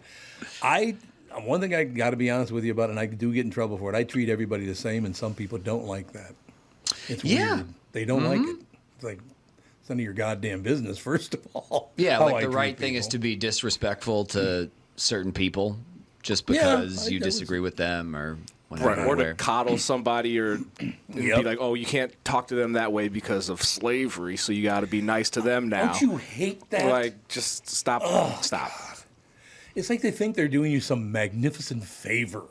Yeah. It's like, shut up, for Christ's sake. You have no idea what you're talking about. Right? Right. Well, my favorite, back when I was at the House of Comedy, we had Greg Coleman was on stage, and he was doing one of his bits, and it was like, I guess, a race-related bit. But this white lady comes out, and she's like, hey, the comedian that's on stage right now, I have black friends, and he's making black jokes, and I'm very offended. Oh, my God. And I cracked. To the rescue. White lady to the rescue. I cracked the door open, and I was like, the comedian that's on stage right now? And she's like, yeah. And I was like, the black comedian that's on stage right now? Like, man, if you don't go sit down, we're going to be all right. That must have been offended. wild managing that place, because when you complain about something like content, oh, yeah. How do you even, do you give them free fries? What's the go-to move? You tell them that you don't get a refund. My favorite was to tell them you don't get a refund for a movie if you don't like it. So the door's that way, or you can go sit down in your seat and enjoy the rest of the show. I'm not giving you your money back. What? Because you didn't like a comedian's joke? No. I was with Michael Yo one night. If you guys don't know Michael Yo, he's from awesome guy. He was from America's Got Talent, been around for a while. But there was a woman after the show who had called him a racist, and he was like, "Ma'am, I am half black, half Asian. I am married to a white woman. What more do you want from me?" See, that's good. I think the problem is people. They don't have they try to simplify things, and they have complex thoughts, but they don't have the vocabulary to express that. So it's just, that's racist. That's not, I'm not, because that's the thing. It's sort of, is it cool to laugh at it? Is it not? But most people, it's like, well, just laugh. Look at the benefit of the doubt. Laugh. No one's perfect. But it's this idea of you don't get, especially white ladies are just like, boy, if I call out enough racism, it's even, right? It's even. I can't change the past, but if I call out enough racism, then no one can be, then I'm not racist, right? Because this is racist, this is racist. It's like combining, like I said, the white lady to the rescue, empathy and entitlement. And when those two forces combine, it's like, I'll complain for all of us. And it's like, no one's asked, everyone's an adult here. Don't you see how patronizing it is to anoint yourself as like the defender and protector of political, like no one else here has the balls, or it might be uncomfortable for them to say that this isn't right, but I'll let you know. And it's like, no one fucking asked for your opinion, or like you're entitled to it, but keep it to yourself. Like what? Especially at a comedy show. One, you should look this shit up first, because you only have yourself to blame. Emo Phillips had a good joke in his set, too, where he talked about how dumb people go to comedy shows and blame the comedian for not being funny. Smart people go to comedy shows and blame themselves for not looking it up first and realizing this guy isn't for me and maybe I shouldn't be going there. But I miss Emo. Where the hell is he? I think he's still out there. God, I haven't seen him in years. Whenever he was on our morning show, I don't know how many, because I used to work the phones. How many calls we would get where I do not like his voice. And I'm like, what am I supposed to do? What do you want me to do about it? Well, it's not real. Calm down. I know, right? Like it's a whole vibe. Oh God, we got to take a break. My God, did that hour go by? We'll be right back right after this. This is the Tom Barnard Morning Show. Listen live at tombernardshow.com or on the Tom Barnard Show app. On MyPillow's 20-year anniversary with over 80 million pillows sold, Mike Lindell and the MyPillow employees want to thank each and every one of you by giving you the lowest price in history on their MyPillows. Queen-size MyPillow's regular price is $69.98, now only $19.98, and just $10 more for king size. MyPillow's patented fill adjusts your exact individual needs to help you get the best sleep ever. Go to MyPillow.com, click on the radio podcast square to get Mike's amazing offer on the queen-size MyPillow for only $19.98. Enter promo code TOM. In addition to this special anniversary offer on the MyPillows, you will also receive deep discounts on all MyPillow products such as bed sheets, mattress toppers, pet beds, mattresses, My Slippers, and so much more. Take advantage of the biggest sale in MyPillow's history. Go to MyPillow.com, use promo code TOM to take advantage of Mike's special offer on his MyPillow. That's MyPillow.com, promo code TOM. The new Tom Barnard Morning Show is proud to have partners like Bradshaw & Bryant, MyPillow, and North American Banking Company founder, chairman, and president, Mike Bilski. I've advertised on Tom's show for years, and the reason is simple. My business is recognized because of the ads, and that recognition has created growth. What business doesn't want to grow? I highly recommend the Tom Barnard Morning Show for your advertising. Grow results for your business by partnering with the Tom Barnard Morning Show. Visit tombernardshow.com, keyword partner. You need to know a guy for your auto repairs, legal issues, banking, and more. The same goes for investment advice. You need a guy to help you be successful, someone you can trust who gets results. Well, I got a guy for you. Josh Arnold. Josh gives you straight talk, not sugar-coated advice about your financial situation. Josh has seen it all when it comes to economic and market conditions, and Josh can make sure that your retirement objectives match your investments. Do yourself a favor and call Josh now for a no-obligation, 48-minute evaluation. You've got nothing to lose, and you'll get a different point of view for your investments. Call Josh at 952-925-5608. That is 952-925-5608. You'll be glad that you did. And tell him his guy, Tom, sent you. Investment services offered by Josh Arnold Investment Consultant, LLC, a security investment advisor. Past performance is no guarantee of future results. All investments involve risk. All comments and opinions are Josh Arnold's and do not constitute investment advice. Tom Barnard is a paid endorser. You're listening to the Tom Barnard Morning Show with Tom Barnard, the one and only. I tried to extend the break a little for you. I was just thinking the whole time I was out there, I was thinking about Cheech and Chong. Really? Oh, look at this. A colored guy. Remember that bit? No. It was hilarious. Like, what? No. Out of context, it is aggressive. That's aggressive. That was the whole point of the bit. Well, at least the guy said it was a Mexican. Yeah, so right? that's good, That's true. Cheech and Chong, I do miss them. They were phenomenal. They were amazing. Back in the day, Robert's in studio with us, ladies and gentlemen. ACME comedy tonight, tomorrow, Friday, and Saturday. Tonight and tomorrow, you're out of the mix, though, because there aren't any tickets left. Good luck. Good luck getting it. I think it's funny. I've always had the fantasy of, because you see how bands sometimes, or maybe this is just the plot to movies I've seen, where bands will just like post on their social media, like, we're doing a pop-up show 3 a.m. at this bookstore. And it'll be like packed with people. Yeah. Like, I just wish I could be like at that level of comedian where it's like pop-up show 1 a.m. This bakery. And then it would be like a line around the block for Lyndon Johnson references and all the other there you go. stuff Lyndon that Johnson I do. references. I do think there's an underserved group of people, aka me, who would love like just a noon show. Like, I would get Nice at least little matinee. 5 other moms to come along. Like, so if you made that happen, and especially at a bakery, Stand up at noon, it'd be great. That would feel so weird. I would. When the light is out still? No. we could go in like a basement. Okay, There's now probably- hear me. You know, when the Foo Fighters roll into town, I would pay double the concert ticket if they just started at 3 p.m. I like it. Out I till would midnight. love Play that. 4 hours. I'll pay $200 to sit in the nosebleed if I can be home by 8:30. It'd be great. There might be something to that, though, like the coffee shop show. Because like, I remember I was reading a book on Stamp, and like in the 70s, they would just do it. They'd have coffee shop shows and stuff, like a little 2 p.m. coffee shop thing. I would love it. While my kid's still in daycare, I could like come and go to a for sure. Like, there's no way I'm going at 7, 8 at night, but like a nooner, yes. Especially bread nearby, yes. Robert, do you think that mostly New York-based comedians, I mean, some in L.A.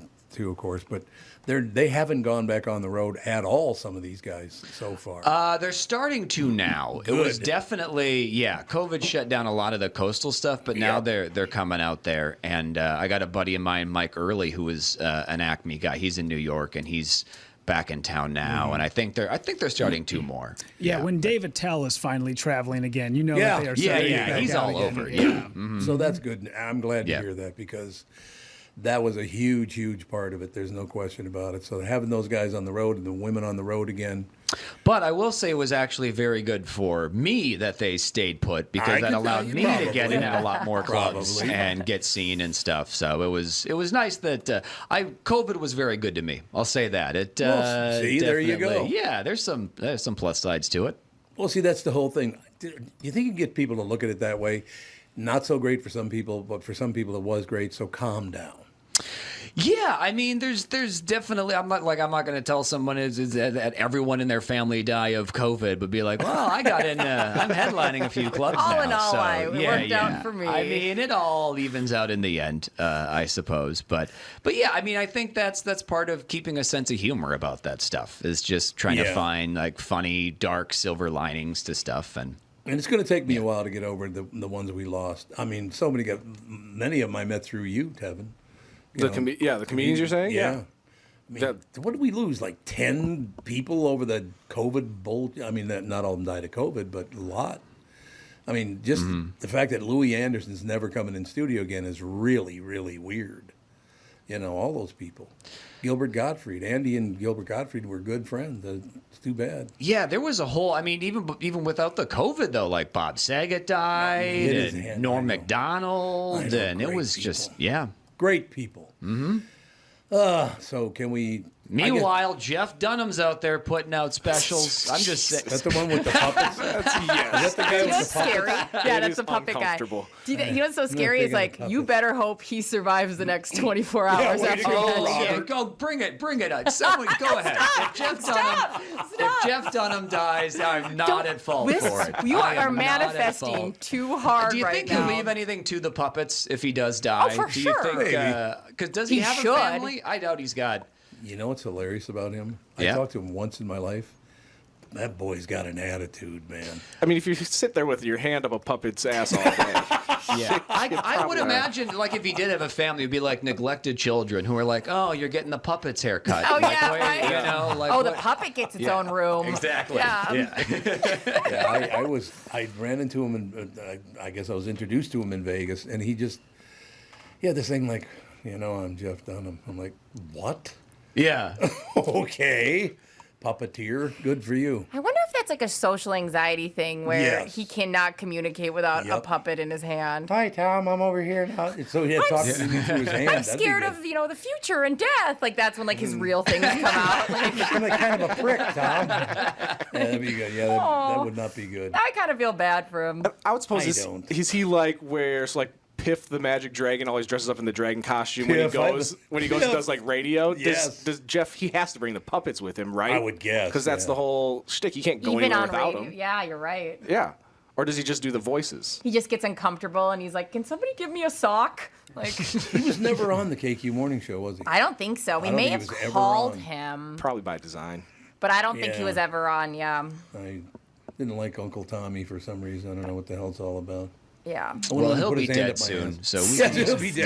No, I'm just... Robert. Look, hey, it's Robert. not up to me. You can't pin Okay, it on side me. note, all if- right? if I'm you not... Can't pin it on me. If it does happen, then you have to help me manifest a cat. Deal? Sounds good. Okay, good. Sounds good. I'll be back promoting the book The Secret. Because I manifested Jeff Dunham's. Boy, I'm going to use that power for good. You're right. I'm Get me a cat. Yeah. I have a question. Oh, go I ahead. was gonna say the next time Robert comes back on, he's gonna manifest Brittany's cat dying. So No. yes, listen, it's all full circle now. I That's can- all it is. You Yeah. still got to get me one, and then Is there a puppeteer that's funny? Geppetto? Jeff Dunham. Did Geppetto have some good singers? Is he I don't funny? know. No, he's not. No. I didn't think so. No, you know, I know. Listen, I don't mind Jeff Dunham. I'm not a fan. He can be who he is. However, the day I was at my cabin with my family and Jeff Dunham was on Comedy Central, and my family was falling out of their chairs laughing at it, and I didn't understand it. I was like, "This is terrible." And then they were like, "Coming up next, Brian Regan." I'm like, "Oh, now we're talking. Now we're talking. Now you guys are going to see a real comic." They got about 6 minutes in, and they're like, "All right, we're going fishing." I'm like, "What do you mean?" I'm like, "You're not gonna?" They're like, "No, this guy sucks." I'm That's like, comedy. Ugh, yeah. So. R.I.P. Jeff. stop. R.I.P. I'm so uncomfortable. Ah. Look, he's been dead to me for years. It's only fair that he's dead to everybody else. Let's actually step up and get it done, damn it. Exactly. Come on. What a show this has been, man. I do think the show, it's taken several months to get here, but this show's headed in the direction that I really wanted to. This to me is perfect radio because nobody else does it. I've never understood that either. And I never understood. I didn't even know 37 years ago that nobody ever had comedians on their show. I had no idea that was true. It's like I'm doing, because I always did nights before that. Mm-hmm.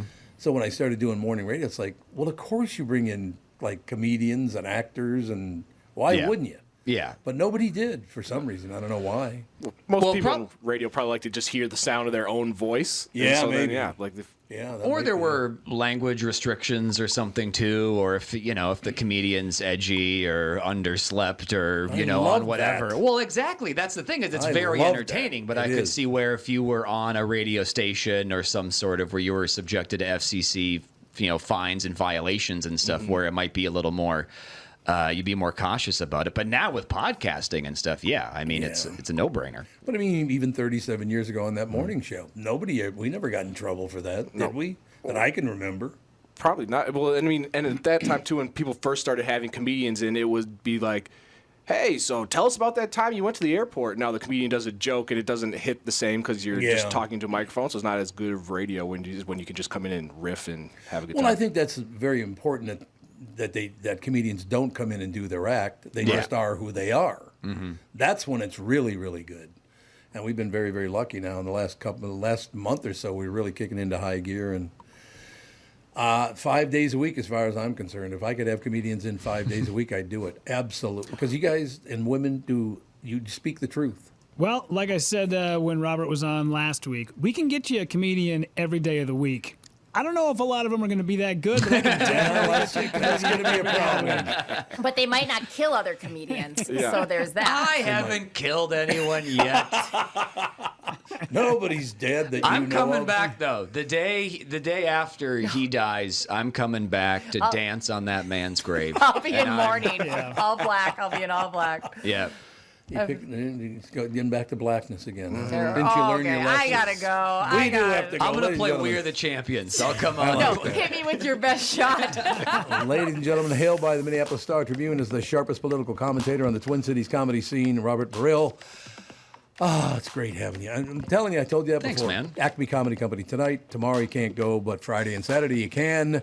Go see Robert. Great job, man. Loved having you in. Thanks. Thanks, pal.